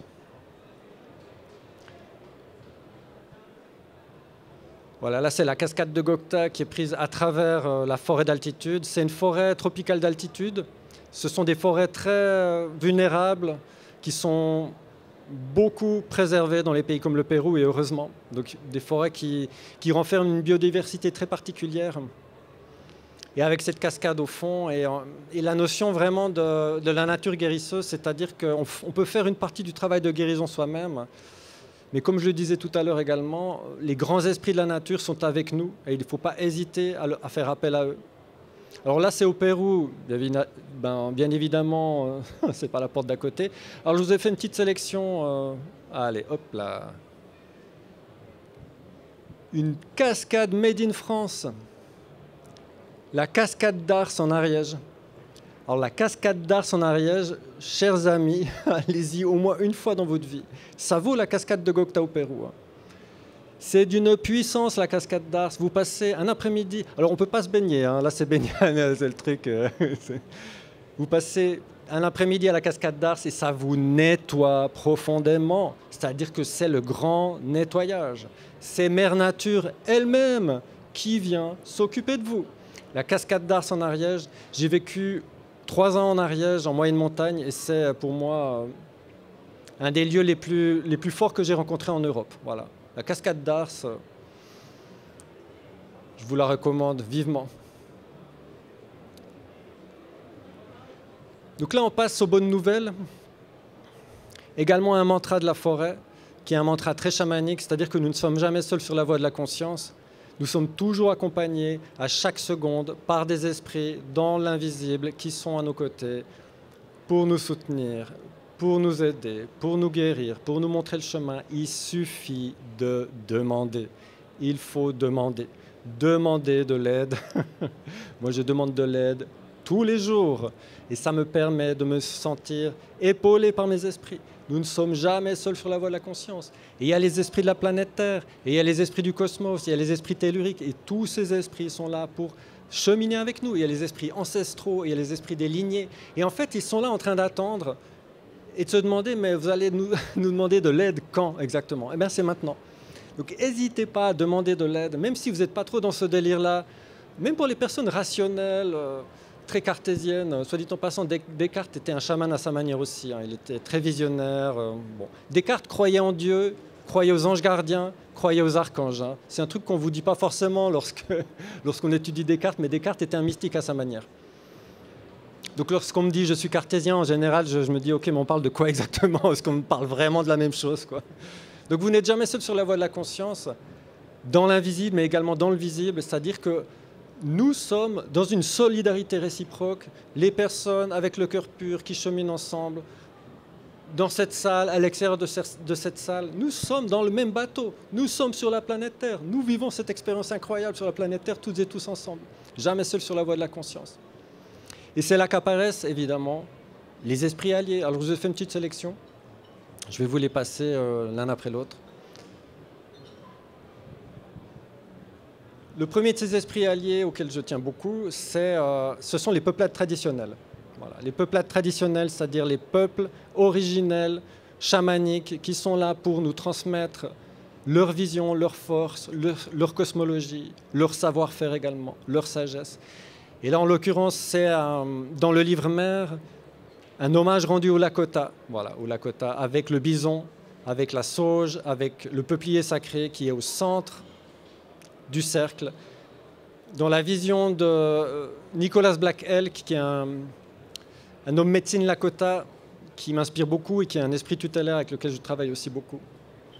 Dans la vision de cet homme médecine, au centre du cercle sacré, qui est formé par l'humanité et tous les esprits qui sont ensemble dans un cercle, il y a un arbre, et cet arbre est prêt à fleurir, c'est-à-dire que la floraison de cet arbre, on l'attend toutes et tous. Et cet arbre fleurira le jour où le ménage, entre guillemets, aura été fait et où on se sera reconnecté. Voilà. Je trouve intéressant la roue médecine Lakota avec les 4 couleurs qui correspondent aux directions, qui correspondent aux esprits et qui correspondent aussi aux couleurs de l'humanité. Et c'est quelque chose qui m'est apparu dernièrement. Je regardais ce dessin d'Angéline et je me disais, c'est dingue, mais en fait, nous sommes tous reliés dans le cercle des Lakota, avec au centre cet arbre qui est notre arbre généalogique commun, quoi. Donc les peuples traditionnels. Ensuite, le colibri El Salvador, qui est un esprit allié, je dirais, classique de l'Amazonie. Dans le livre mère, ce colibri apparaît au moment où je me fais purger par l'ayahuasca, qui est donc une plante visionnaire, une plante de purge. Et tout mon mal-être et ma culpabilité et mes blessures également étaient concentrés dans une zone de mon cœur pendant une cérémonie, et je sentais vraiment que c'était devenu insupportable de porter cette charge. Et j'ai ouvert la bouche, chamaniquement parlant bien sûr, et ce colibri, qui est un esprit, hein, est entré dans ma bouche et est allé chercher cette ombre et l'a fait sortir de moi. Et j'ai vu vraiment un truc immonde sortir de moi, c'était vraiment dégueulasse, hein, pour vous dire les choses. Et je l'ai appelé El Salvador, ce colibri, parce que il m'a sauvé la vie ce soir-là. Un colibri spirituel qui est venu nettoyer mon cœur. Donc les colibris sont très forts comme esprit allié pour nettoyer le cœur. Un autre esprit allié fondamental, le jaguar. Alors le jaguar, c'est lui qui choisit qui sera chaman et qui ne sera pas chaman en Amazonie. Parce que lors des quêtes de vision, dans le cadre de la diète, en gros, si vous vous faites bouffer, c'est que c'était mal barré, quoi. C'est-à-dire si vous survivez à votre diète en solitaire dans la forêt et que vous avez rencontré le jaguar et que le jaguar vous a laissé intact, c'est bon signe. Donc le jaguar, c'est un super chaman, hein. Super chaman guérisseur avec une capacité de vision et une capacité de vraiment regarder également dans le cœur. Et on s'est fait plaisir avec Angéline à le représenter dans Fusion, au chapitre où je parle de la diète justement. C'est le gardien de la diète, le jaguar.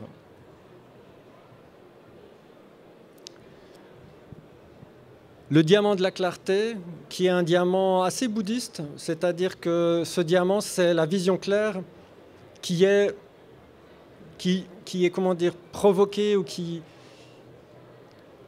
est générée par 4 qualités.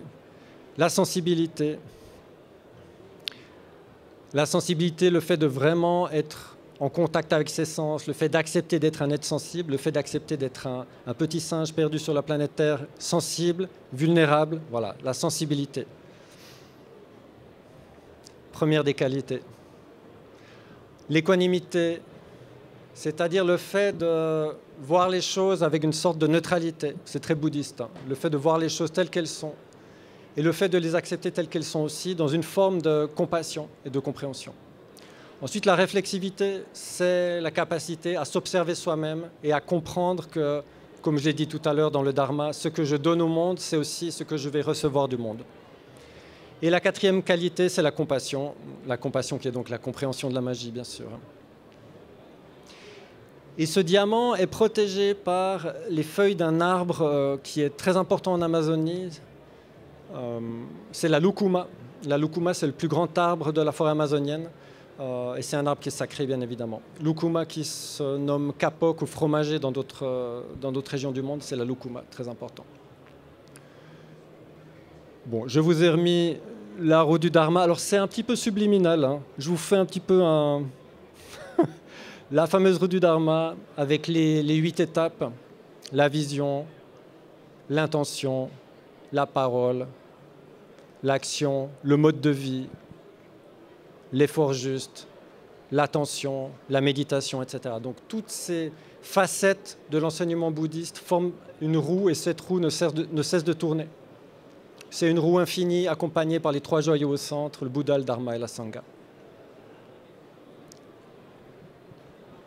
Ensuite, il y a des alliés aussi sous la forme de paysages. Voilà, ça peut être une forêt, mais ça peut être une montagne également. Alors, cette montagne-là, c'est le Shivlingam, qui se situe en Himalaya, dans le nord de l'Inde. Et j'ai souhaité le présenter ce soir dans ma petite présentation parce qu'en fait, je me suis souvenu l'autre jour, en parlant à ma mère au téléphone, encore une fois, elle m'a fait me souvenir qu'il y a exactement 20 ans, en 2002, le 15 mai, j'étais au pied du Shivlingam. Voilà, j'ai fait une quête de vision en solitaire et je suis allé à la source du Gange et je me suis retrouvé au pied de cette montagne et c'était le 15 mai 2002. Donc voilà, c'est l'anniversaire de cette rencontre avec cette montagne.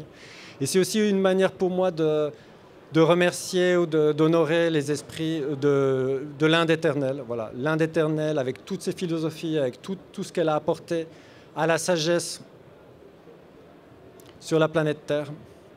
Et le Shivlingam dans l'Himalaya qui représente le Yang, donc la force masculine. Et au pied du Shivlingam, il y a la source du Gange qui est le Yin, c'est-à-dire l'eau qui descend dans la vallée et qui va apporter la vie aux hommes, apporter la vie, la biodiversité, les forêts, etc.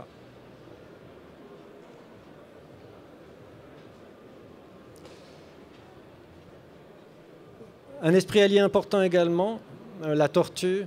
Dans le livre Mère, la tortue fait référence à un livre de Stephen King qui s'intitule Ça de Stephen King. Et lors de l'expérience visionnaire au Pérou, je me suis souvenu que le premier livre qui m'a vraiment marqué lorsque j'étais jeune adolescent, c'est d'avoir lu Ça de Stephen King, qui est en fait une histoire de clowns qui volent des enfants, etc. Enfin, c'est une histoire d'horreur hein, de Stephen King, bien sûr. Mais c'est un livre extrêmement chamanique, avec des ramifications dans les cultures traditionnelles amérindiennes, comme la plupart des livres de Stephen King d'ailleurs. Et tout à la fin, c'est la tortue qui permet aux enfants qui sont devenus des adultes de terrasser ça, qui est le mal absolu. Et la tortue les guide, c'est leur esprit allié. Et c'était important pour Angéline et moi de mettre cette tortue dans le cadre de l'expérience amazonienne, parce que parfois la traversée du tunnel est très très obscure et que dans cette obscurité, il y a toujours la tortue qui est là pour nous montrer le chemin. La tortue avec sa sagesse, avec sa lenteur, avec sa vénérabilité également. Donc ça de Stephen King et la tortue qui est l'esprit allié des enfants qui finissent par terrasser le mal. Quel symbole, hein.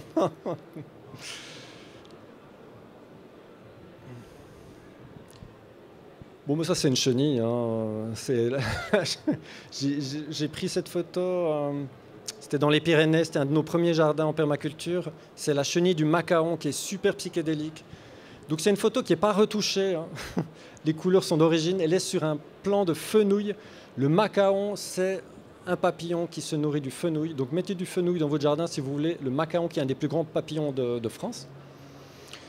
Et pourquoi est-ce que je l'ai mis là, le macaon? Pour faire une petite transition sur la thématique du jardinage. Alors vous me direz, ok, je passe de l'Amazonie et du bouddhisme au jardinage, mais pourquoi et comment? Je vais vous l'expliquer tout simplement. Petite citation du livre Mère, tout à la fin du livre, j'ai fait une recherche sur le mot paradis, sur le fichier.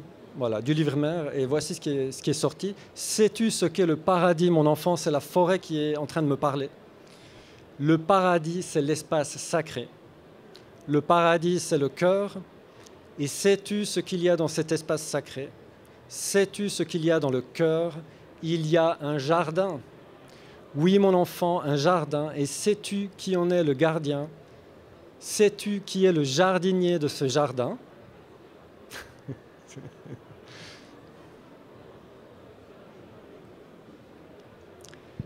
Eh bien, c'est nous. Nous sommes les gardiens de ce jardin. Et ce jardin, c'est la planète Terre. Et en fait, c'était une des dernières révélations de la forêt, lors d'une des toutes dernières sessions avec les chamans. Cette notion de le paradis, le jardin, Homo sapiens, le positionnement d'Homo sapiens sur la Terre. C'est quoi notre fonction exactement? Vous voyez, ça fait plus de 2000 ans, avec la philosophie grecque, avec les différents courants religieux, etc., qu'on se pose la question de mais on fait quoi là? C'est quoi le but de tout ça en fait? Quel est le sens de la vie? Le sens de la vie sur la planète Terre, c'est que notre espèce, nous sommes des gardiennes et des gardiens. Nous sommes les gardiennes et les gardiens de la planète Terre. C'est notre fonction. Et ensuite, il y a l'aspect étymologique qui est apparu. Ok, le paradis, ok, le jardin.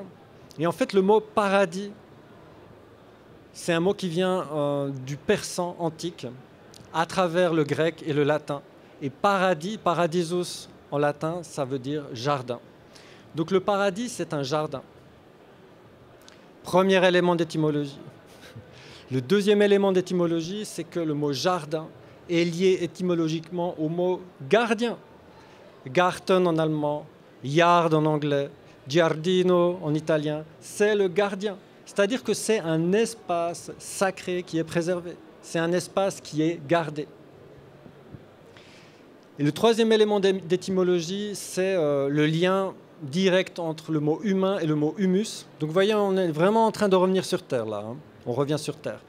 Humain, ça vient de humus. Donc, vous voyez un petit peu l'équation. Nous sommes les gardiens du sanctuaire, nous sommes les gardiens du paradis, et nous sommes les gardiens de l'humus également. Donc c'est fondamental. Hein. Et c'est là qu'on en arrive à la question du jardinage et du manifeste.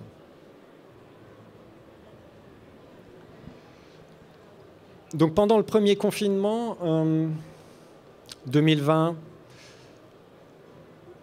je suis allé me promener, c'était un après-midi d'avril, en pleine campagne, et il n'y avait pas un bruit, sauf des oiseaux qui chantaient. Il n'y avait pas un seul bruit d'activité humaine, et je pense qu'on a vécu à cette époque-là quelque chose d'assez unique, c'est-à-dire pas d'activité. Et je me suis assis au pied d'un arbre, face au paysage, et je me suis demandé ce que je pouvais faire pour apporter peut-être quelque chose de constructif, quelque chose d'enthousiasmant, un élan. Voilà. Quelle serait ma contribution par rapport à ce changement, à cette transition, à ce bardo que nous sommes en train de vivre? Et étant donné que je suis passionné de jardinage, alors je l'étais déjà avant l'Amazonie, mais encore plus depuis mon retour d'Amazonie, eh bien j'ai écrit un manifeste, voilà, un manifeste paradisiaque, pour en fait faire comprendre l'importance du retour à la terre avec le respect, avec les esprits alliés, avec vraiment une démarche de permaculture qui est une technique de jardinage aussi, mais avec un aspect spirituel, quoi. Et dans ce manifeste, j'ai mis une espèce d'énergie, d'élan comme ça et d'enthousiasme que j'ai divisé en 36 propositions. Voilà, je fais des propositions qui vont crescendo. Voilà, crescendo. La première de ces propositions, qui résume un petit peu le contenu du livre, c'est « Le jardin, c'est le futur ». Parce que je suis intimement convaincu, et là c'est un petit peu l'activiste qui commence à parler, je suis intimement convaincu que la plupart des solutions à nos problèmes actuels, que ce soit des problèmes sociaux, économiques, géopolitiques, alimentaires, à tous les niveaux, spirituels, sont dans le jardin. C'est-à-dire que nous sommes un animal jardinier, Homo sapiens. Et que dans le jardin, il y a la résilience, il y a une sagesse, il y a aussi une alimentation, il y a aussi l'autonomie et il y a le retour à des valeurs qui sont saines. Donc le retour à la terre avec un zeste de spiritualité, avec le concours des esprits alliés, avec l'assurance d'être soutenu par la planète Terre, c'est vraiment quelque chose de très important, je pense. Je ne vais pas vous faire toutes les propositions, je vous mets juste les deux premières. Nous créerons des jardins paradisiaques. Voilà l'intention. Hein. L'idée, c'est de créer des jardins qui soient des jardins respectueux de la nature, tout simplement. Respectueux de la nature, respectueux des cycles, et dans lesquels on se sent bien, et dans lesquels on s'éclate et on se fait du bien. Alors, il y a également des illustrations dans le manifeste paradisiaque qui ont été faites par Angéline. Alors ça, c'est un lys d'un jour, hémérocale. J'adore les hémérocales. C'est une plante incroyable parce qu'elle est extrêmement belle. Elle dure des mois et des mois, c'est-à-dire que ça produit des fleurs tous les jours. Ça pousse dans toutes les terres, y compris les terrains ingrates comme chez nous. Et en plus, elle se mange. C'est vraiment la totale. Et elle se mange sans une once de culpabilité parce que le lys d'un jour ne dure qu'un jour. C'est-à-dire que si vous ne mangez pas la fleur, le lendemain, elle sera fanée. Donc, autant y aller. Hein. Alors, je me suis fait plaisir à prendre quelques photographies de... Voilà, donc il fut un temps où je peignais avec des pinceaux et j'avais, comment dire, vraiment la vocation de peindre. Et maintenant, je peins avec des plantes. Donc ça, c'est une photo qui est prise dans notre jardin. Et sur cette photo, il y a 2-3 plantes intéressantes. Je l'ai prise spécialement celle-ci, je l'ai sélectionnée pour ma présentation de ce soir parce qu'il y a 2 plantes qui sont des plantes amérindiennes sacrées. La monarde, donc la fleur que vous voyez qui est un rouge un peu foncé dans le fond, c'est une plante qui est sacrée chez les Amérindiens qui est utilisée pour la guérison et qui est une plante d'ornement que vous trouvez dans beaucoup de jardins en France. On peut en faire une tisane. Super plante, la monarde. Et super funky, hein, c'est une espèce de petits flocons de neige comme ça avec des couleurs psychédéliques. Et à côté de la monarde, il y a une sauge, vous la verrez peut-être juste à la droite de la monarde, qui est un peu en retrait, une sauge argentée. Et cette sauge-là, c'est Artemisia ludoviciana. Et c'est la vraie sauge des Lakota. C'est-à-dire que la fameuse sauge blanche Salvia appiana, qui est utilisée beaucoup dans les cercles chamaniques, et je l'utilise aussi beaucoup, c'est une sauge qui vient de Californie et qui pousse difficilement sous nos climats, à moins de vivre un petit peu dans le sud ou à moins de la rentrer en hiver.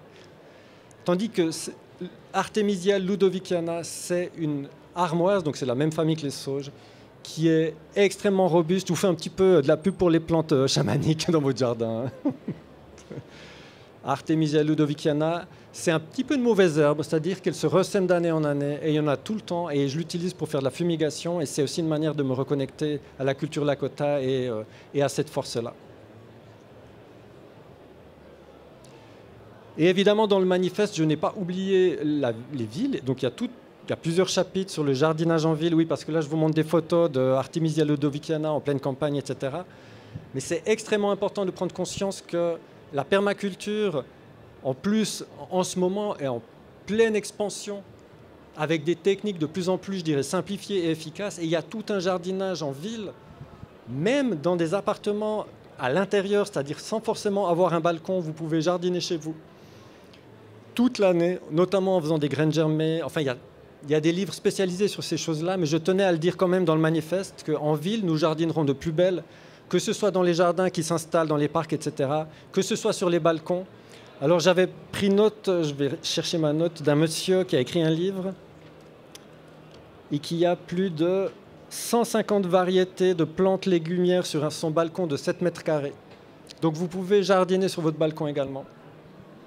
Et vous pouvez jardiner à l'intérieur de chez vous, avec les graines germées, avec les plantes vertes, etc. Donc c'est important de le savoir. Et là, j'ai pris en photo ma petite culture d'herbe de blé, voilà, pour vous donner envie. Donc la petite structure, la serre, vous trouvez ça dans toutes les jardineries, vous pouvez mettre ça à l'intérieur chez vous, face à une fenêtre. Voilà, quelques bacs à semis, un peu de terreau, des graines de blé, et vous faites pousser votre herbe de blé, et c'est magnifique. Ça apporte de la vie, ça apporte de la verdure, et même en plein appartement, hein.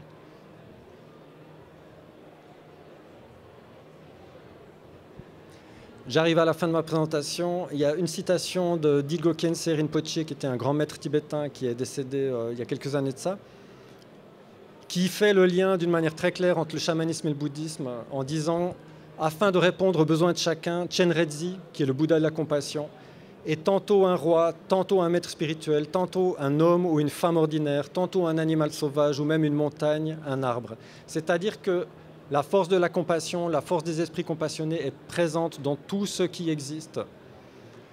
Et le fait de s'en souvenir, c'est aussi une manière de changer de paradigme, c'est-à-dire de voir la bienveillance qui est dans tout ce qui nous entoure.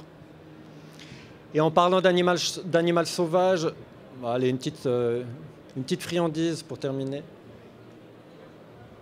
Donc lui, c'est un faon que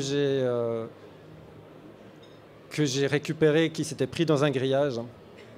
Et je voulais terminer sur cette image. Allez, j'ai fait un zoom. Parce qu'il est super funky, ce faon. Il est super funky et quand je le regarde, je vois Chenrezig, le Bouddha de la compassion, avec son jeu de langue un peu spécial comme ça.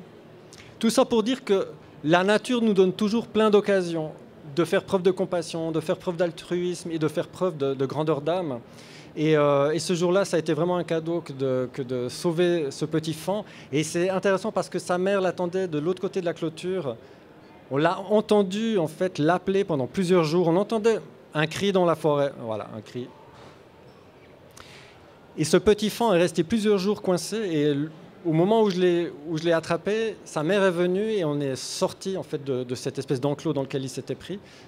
Et je l'ai relâché. Il est parti directement vers sa mère. C'était vraiment magnifique. Et pour terminer, pour faire la transition avec la venue de Jessica sur scène. La première rose de l'année que je voulais vous offrir, je l'ai prise en photo, ça fait quoi, une dizaine de jours. Elle est pour vous. Merci.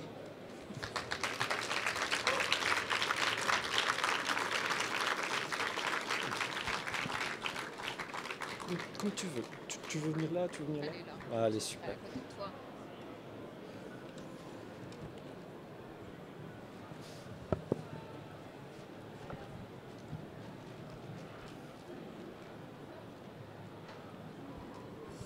Bon, bah, écoute, merci beaucoup pour cet exposé qui nous a ravis.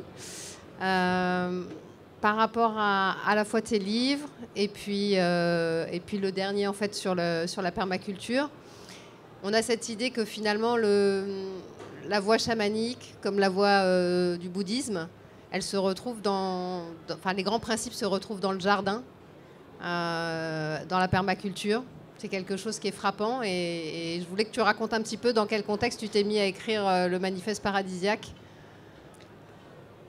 Ben, en fait, il y a eu plusieurs expériences sur mon chemin, notamment au Mexique, justement en l'an 2000, où j'ai pu observer, dans le contexte de cette guerre civile, cette peuplade dans laquelle j'ai passé un certain temps. En fait, ils étaient jardiniers aussi, c'est-à-dire qu'ils avaient leurs propres ressources alimentaires et ils étaient en autonomie. Et ça m'a vraiment beaucoup inspiré.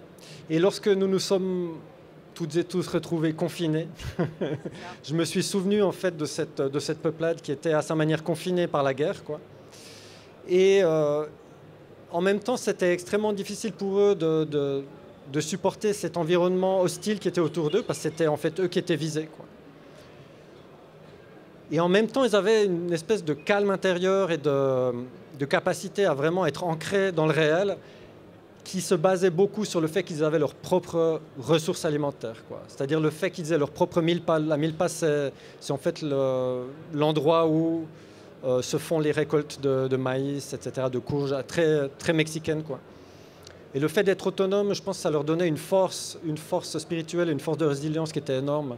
Et ça m'a inspiré parce que je me suis dit, bon, ok, on va faire quoi maintenant? C'est-à-dire, c'est nous les petits Indiens maintenant.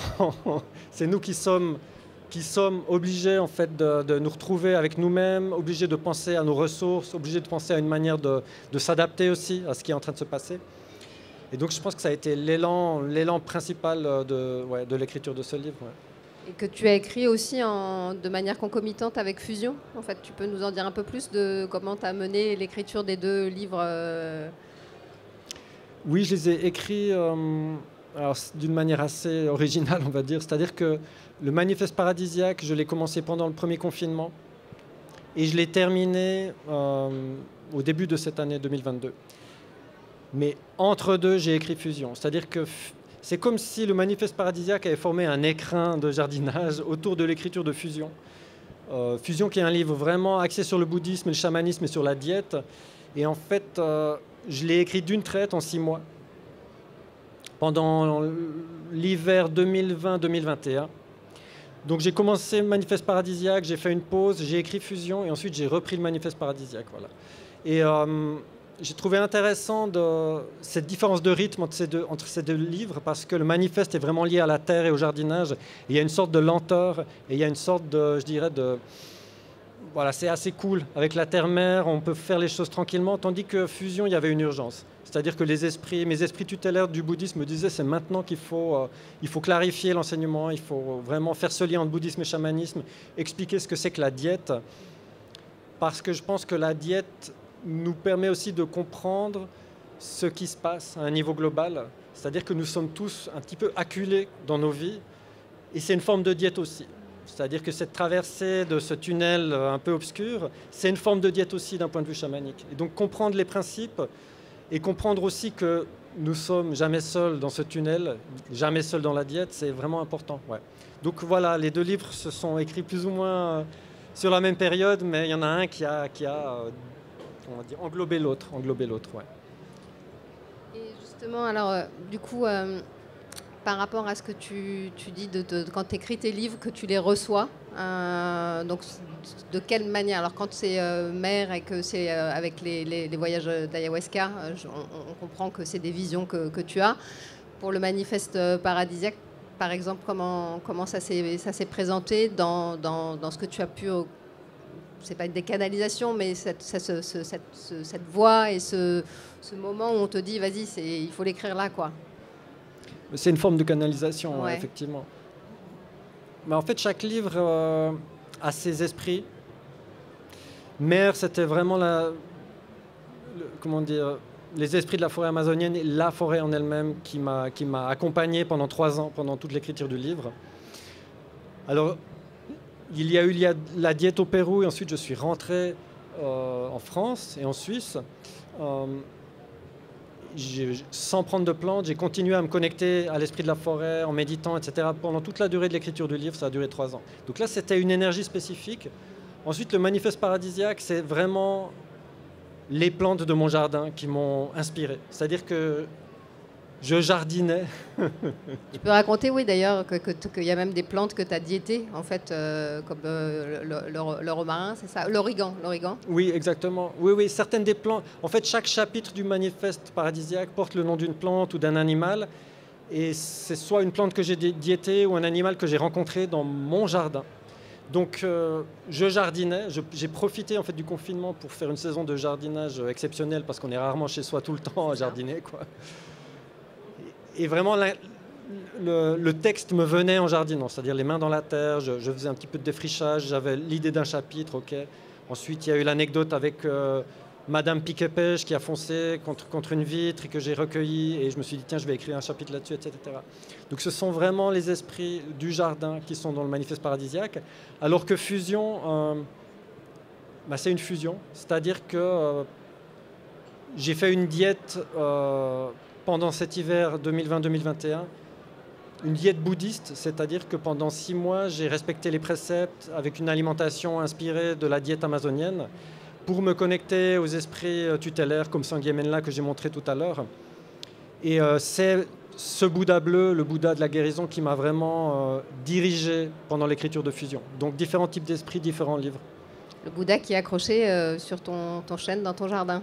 Bouddha qui est accroché dans mon jardin. Et j'en parle dans Fusion, de ce Bouddha accroché au chêne du jardin. Et j'en parle dans Manifeste également.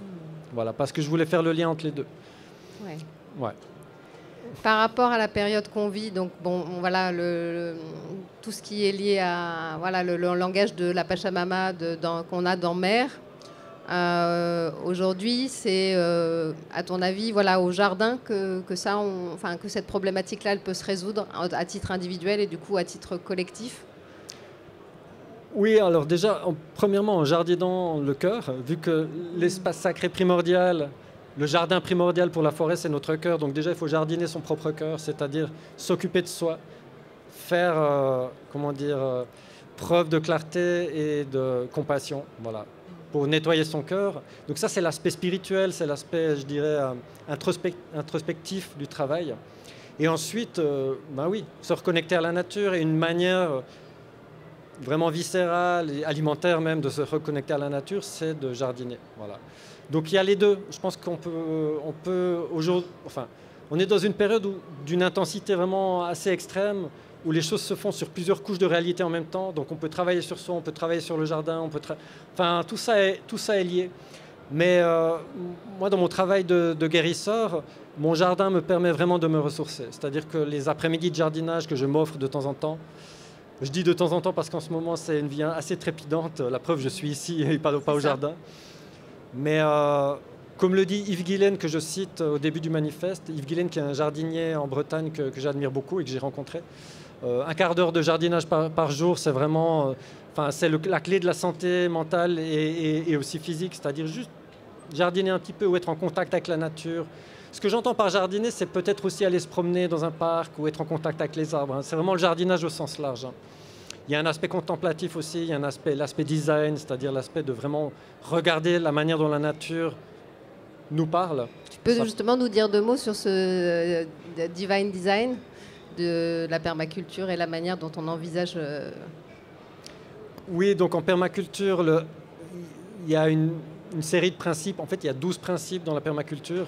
Et dans le manifeste paradisiaque, je les ai intégrés à mes propres pensées, en fait, ces 12 principes. Et un de ces principes, c'est le principe du design.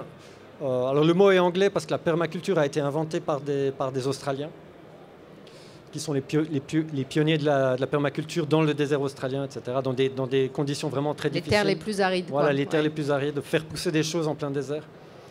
Et le design, c'est la conception. Donc il y a un côté très, je dirais, très maternel et très créateur. C'est le fait de concevoir son jardin dans ses rêves avant de le concevoir concrètement, quoi. C'est-à-dire le fait de le méditer, le fait de le penser, le fait de le digérer avant même qu'il existe. On est presque dans la visualisation, quoi. Exactement. Ouais. Et je prends comme exemple les Indiens Kogi de Colombie, qui sont pour moi les maîtres du design. Parce que quand les Kogi construisent de nouvelles maisons en pleine nature ou qu'ils font des ponts, voilà, ce sont des spécialistes des ponts, ce sont les femmes qui font les ponts chez les Kogi. Ouais. Ils passent plusieurs journées collectivement à méditer sur la future construction, sur le projet. Et une fois que la méditation est terminée, tout le monde est vraiment calé sur la même vision.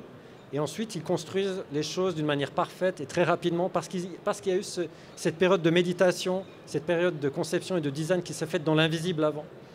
Et on en revient à cette notion bouddhiste que je montrais tout à l'heure de l'intention, c'est-à-dire qu'il y a la vision.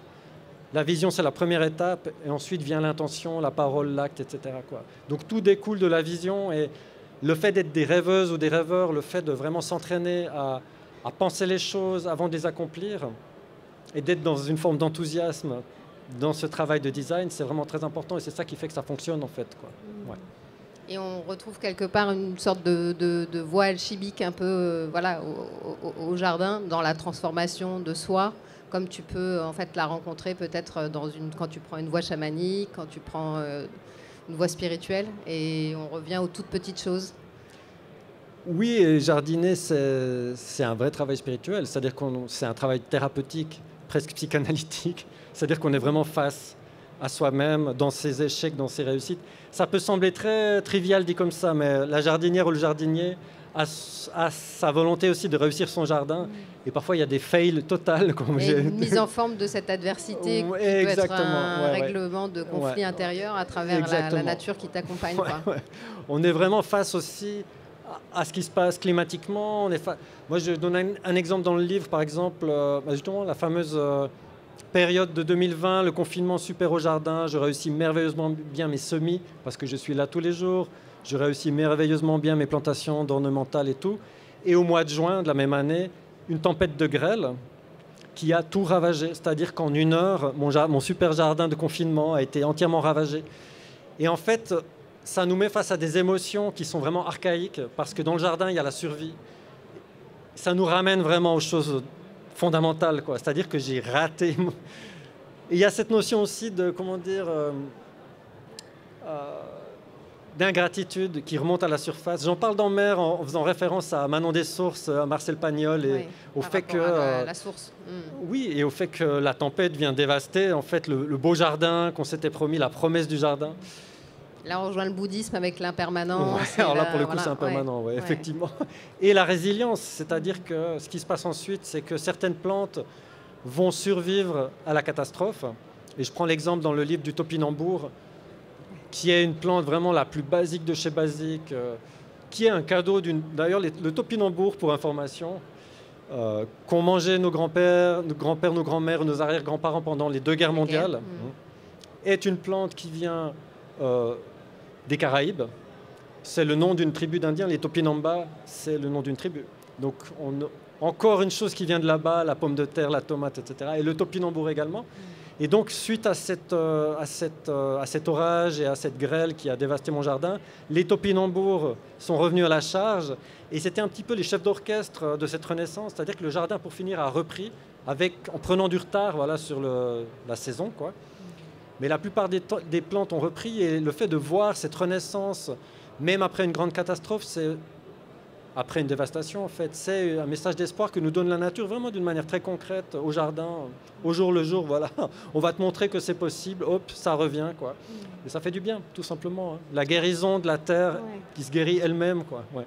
Et justement, parfois, ce désespoir ou ce déracinement qu'on peut avoir en ville, c'est justement parce qu'on n'est plus tout près de cette observation des cycles, de ce mouvement perpétuel, et qui tout à coup, quand on met les mains dans la terre, nous revient et finalement hyper réconfortant de se dire qu'à un moment donné, comme tu l'écris bien par rapport à l'hiver, où il y a ce moment de vide, mais qui en même temps cette vision de la forme, et puis après revoir repousser les feuilles, etc. Enfin, il y a des enfants qui vivent à Paris, qui, tu vois, maintenant, bon, il y a quand même pas mal de jardins partagés et autres, mais cette vision-là, on l'a perdue. Et donc, il y a vraiment ce retour-là et qui se fait beaucoup peut-être dans tous ces gens qui sont partis à la campagne, dans ces liens qui se partagent avec peut-être tu veux dire quelques mots de tes voisins et des gens avec qui tu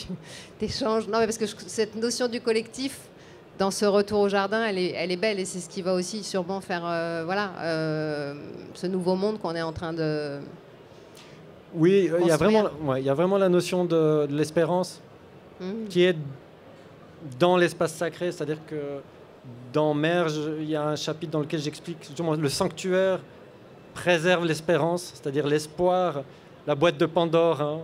Tous les mots sont sortis de la boîte sauf l'espoir qui est resté à l'intérieur. Et cette boîte, c'est aussi un sanctuaire, quoi. Et en fait, cette photo de rosier, pour moi, c'est juste un rosier, mais c'est la première rose de l'année.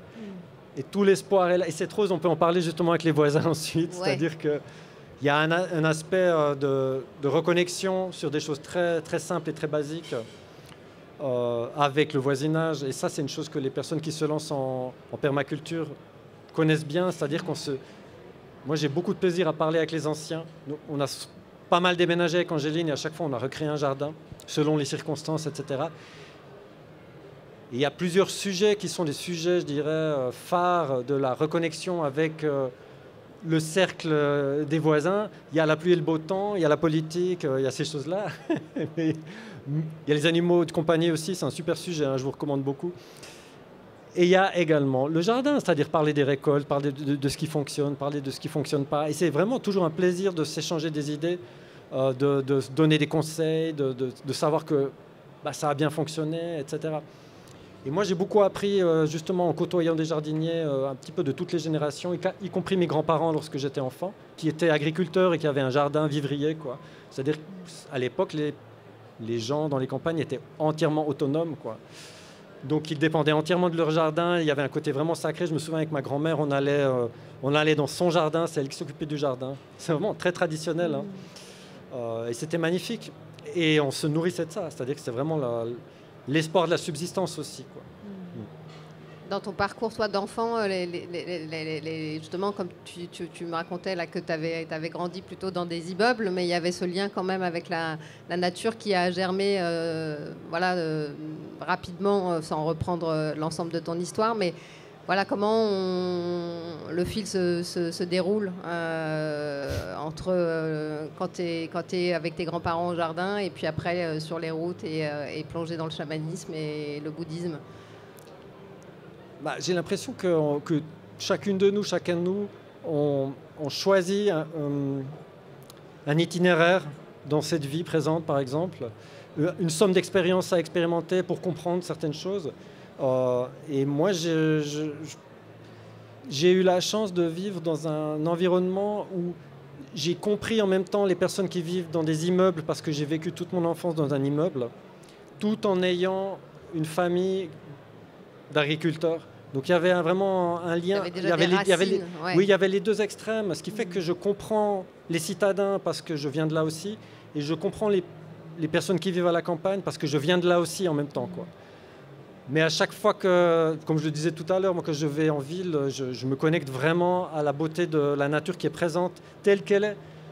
J'ai vécu 1 an à Londres, par exemple, qui est aussi une très grande ville, très speed, encore plus speed, je dirais, que Paris. Lors de mes études, et les parcs m'ont vraiment ressourcé. Je me souviens d'un parc pas très loin de ma famille d'accueil où j'allais tous les week-ends passer un après-midi dans ce parc en solitaire pour vraiment me régénérer. Il y avait une magnifique vue sur la ville au loin. On voyait Londres s'étendre au loin et moi j'étais entouré par les arbres. Et c'est juste comme les buttes Chaumont à Paris, j'adore. Enfin, il y a vraiment des endroits magnifiques.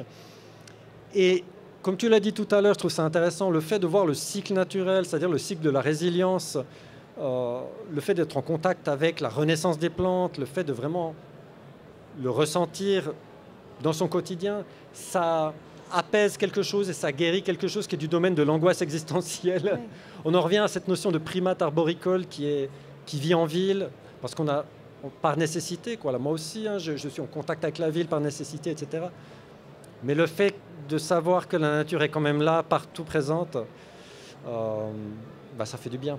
Oui, puis c'est rassurant cette validation de l'impermanence et du changement, de l'alternance, etc. Parce qu'on est dans une société au niveau économique, au niveau industriel, où il y a cette illusion de production permanente. Et voilà, c'est beau dans ton manifeste, la manière dont il y a ce rappel des lois de la nature, de la même manière qu'il y a justement toutes ces règles dans le chamanisme, ces règles très importantes qui posent la verticalité dans le bouddhisme.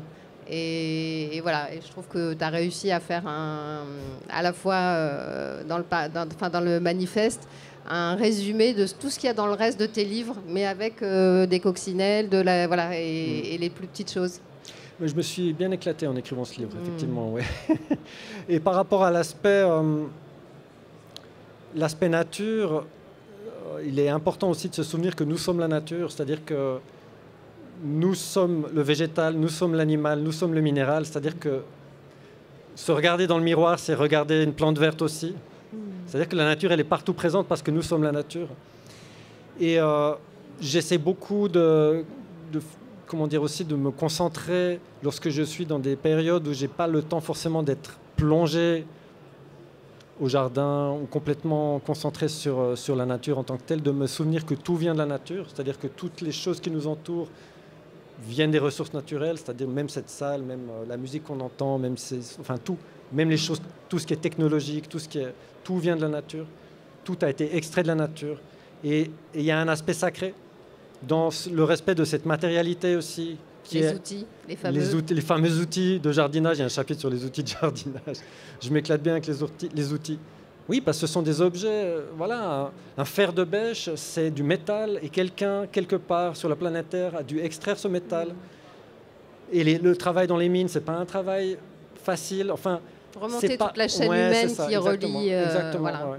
Et j'ai une pensée, justement, dans le texte pour les artisans qui construisent les outils de jardinage, comme j'ai une pensée pour les artisans qui construisent des tambours dans le chamanisme, ou comme j'ai une pensée pour les artistes qui peignent des tankas dans le bouddhisme. C'est-à-dire le fait que tout est manufacturé et tout est le fruit d'un travail. On en revient au mot karma. Le mot karma, c'est le travail.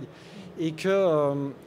le fait d'en prendre conscience, je pense que ça nous permet aussi de sortir de l'ogre consumériste, parce que les objets revêtent ensuite une aura particulière. C'est-à-dire que c'est plus simplement une chose à consommer, c'est quelque chose qui a une histoire aussi. Voilà. Il y a plus de respect quand on peut le rattacher à un humain à un moment donné, ouais.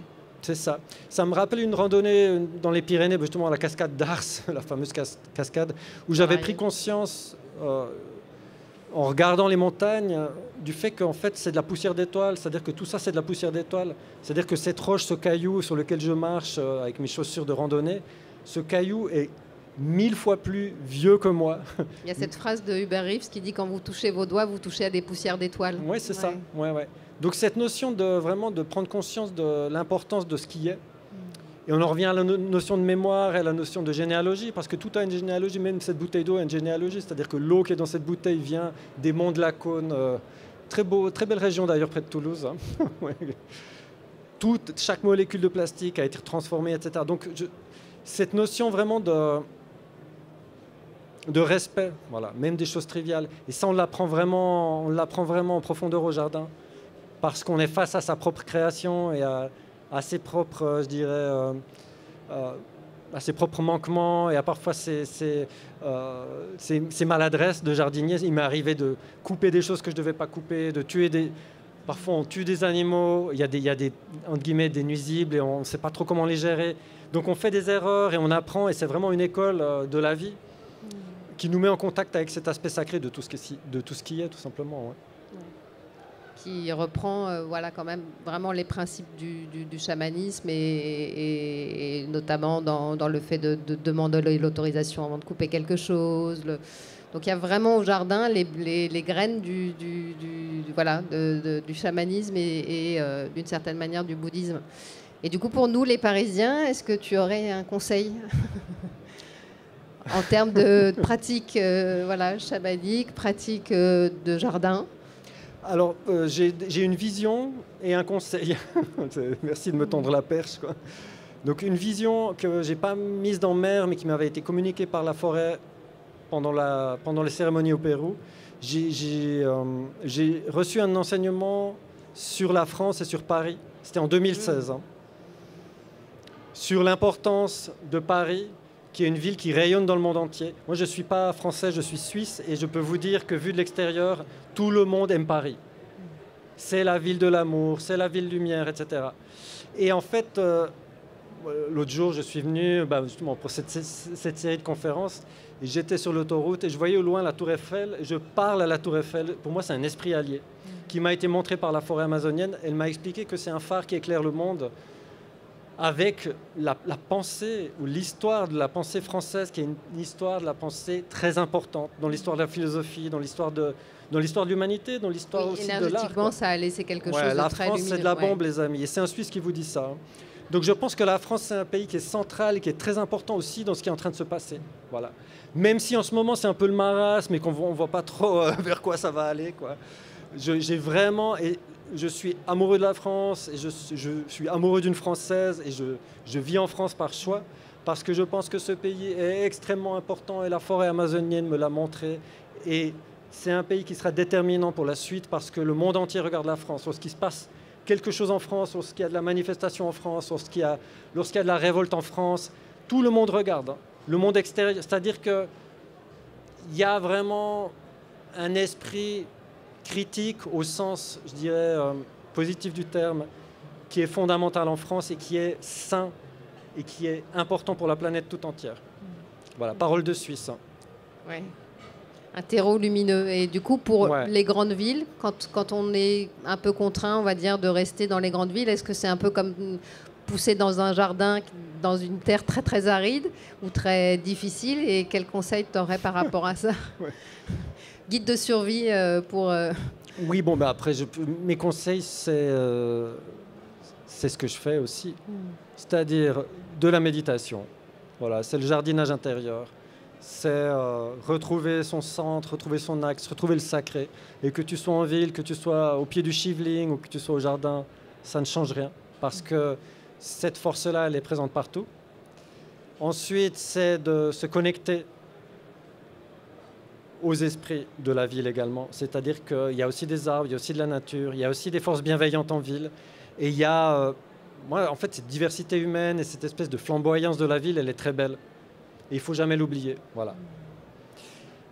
Et le troisième aspect, donc bouddhisme, méditation, les esprits, et ensuite le fait de s'entourer de plantes, le fait de s'entourer de nature, et le fait de se connecter aussi avec des réseaux de personnes qui sont des amoureuses et des amoureux de la nature. Voilà. Et de temps en temps sortir de la ville aussi pour aller voir les merveilles. Je veux dire, en France, on a parmi les plus beaux jardins ornementaux du monde. Et même les arbres, comme tu disais quand tu t'es baladé.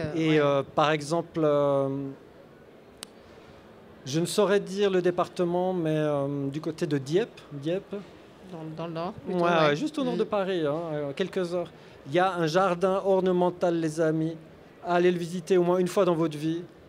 C'est le Vaste Rival, qui est un des jardins les plus connus au monde. Et il y a une collection de magnolias qui est hallucinante. Et si vous y allez au mois d'avril, vers mi-avril, début mai, c'est vraiment magnifique et très impressionnant. Et le Vaste Rival, j'en parle dans le Manifeste Paradisiaque, c'est aussi un des lieux qui m'a le plus inspiré. Parce qu'ils ont une philosophie, une manière de jardiner qui est très permaculturelle. Et c'est pas un jardin à la française, c'est pas à Versailles, quoi, hein, que j'aime beaucoup aussi, soit dit en passant, c'est un style, quoi. Le Vaste Rival, c'est vraiment une collection arboricole et de plantes ornementales qui est unique au monde. Donc voilà, c'est mon petit... Donc n'hésitez pas à sortir et aller faire un tour là-bas aussi, quoi. Visiter les jardins potagers du roi aussi à Versailles, très intéressant. On va peut-être lancer des questions. Et on m'a indiqué qu'il y a un micro là. Donc si vous souhaitez poser des questions, vous pouvez venir les poser au micro. Ok, super.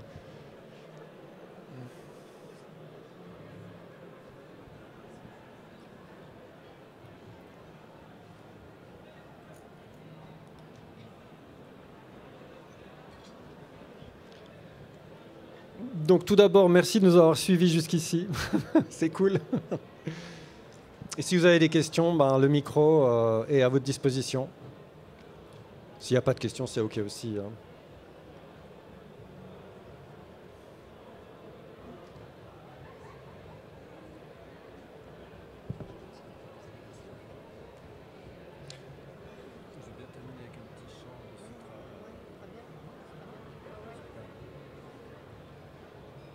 Il paraît que c'est bon signe. Lorsqu'il n'y a pas de questions, c'est bon signe. OK. Tu veux dire quelque chose encore, Jessica ou... Écoute, hein, ta proposition de terminer avec un chant me va parfaitement. Je pense Super. que ça va tous nous permettre de... Voilà, de... Je vais essayer de retrouver mon rocher. Ah. Donc on va terminer avec un petit chant. Tout ce que tu nous as dit. Un chant de sutra aussi. C'est 2500 ans d'âge, c'est un très bon cru. Hein.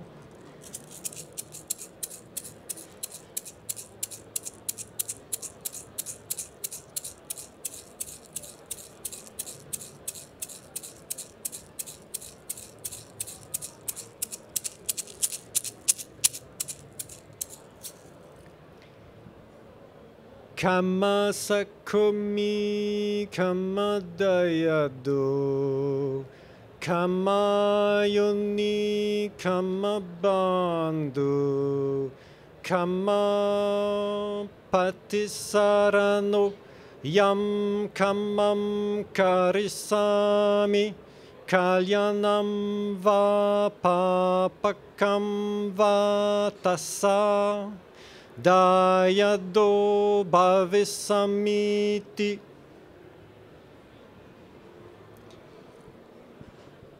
La traduction.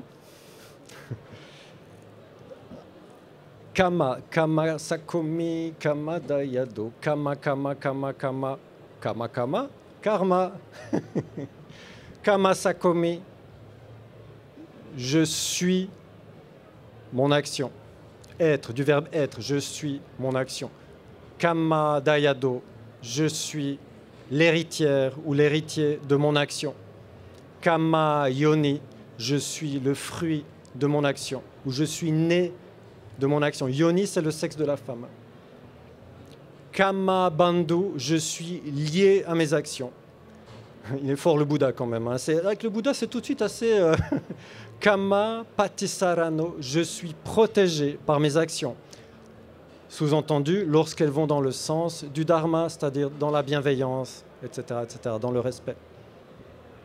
Yam kamam karisami, papakamva kalyanamva. Quelles que soient mes actions, qu'elles soient bonnes ou qu'elles soient mauvaises, qu'elles aillent dans le sens du dharma ou qu'elles soient contraires au dharma, je serai toujours l'héritier de mes actions, je serai toujours lié à mes actions et je serai toujours le dépositaire de mes actions. Merci.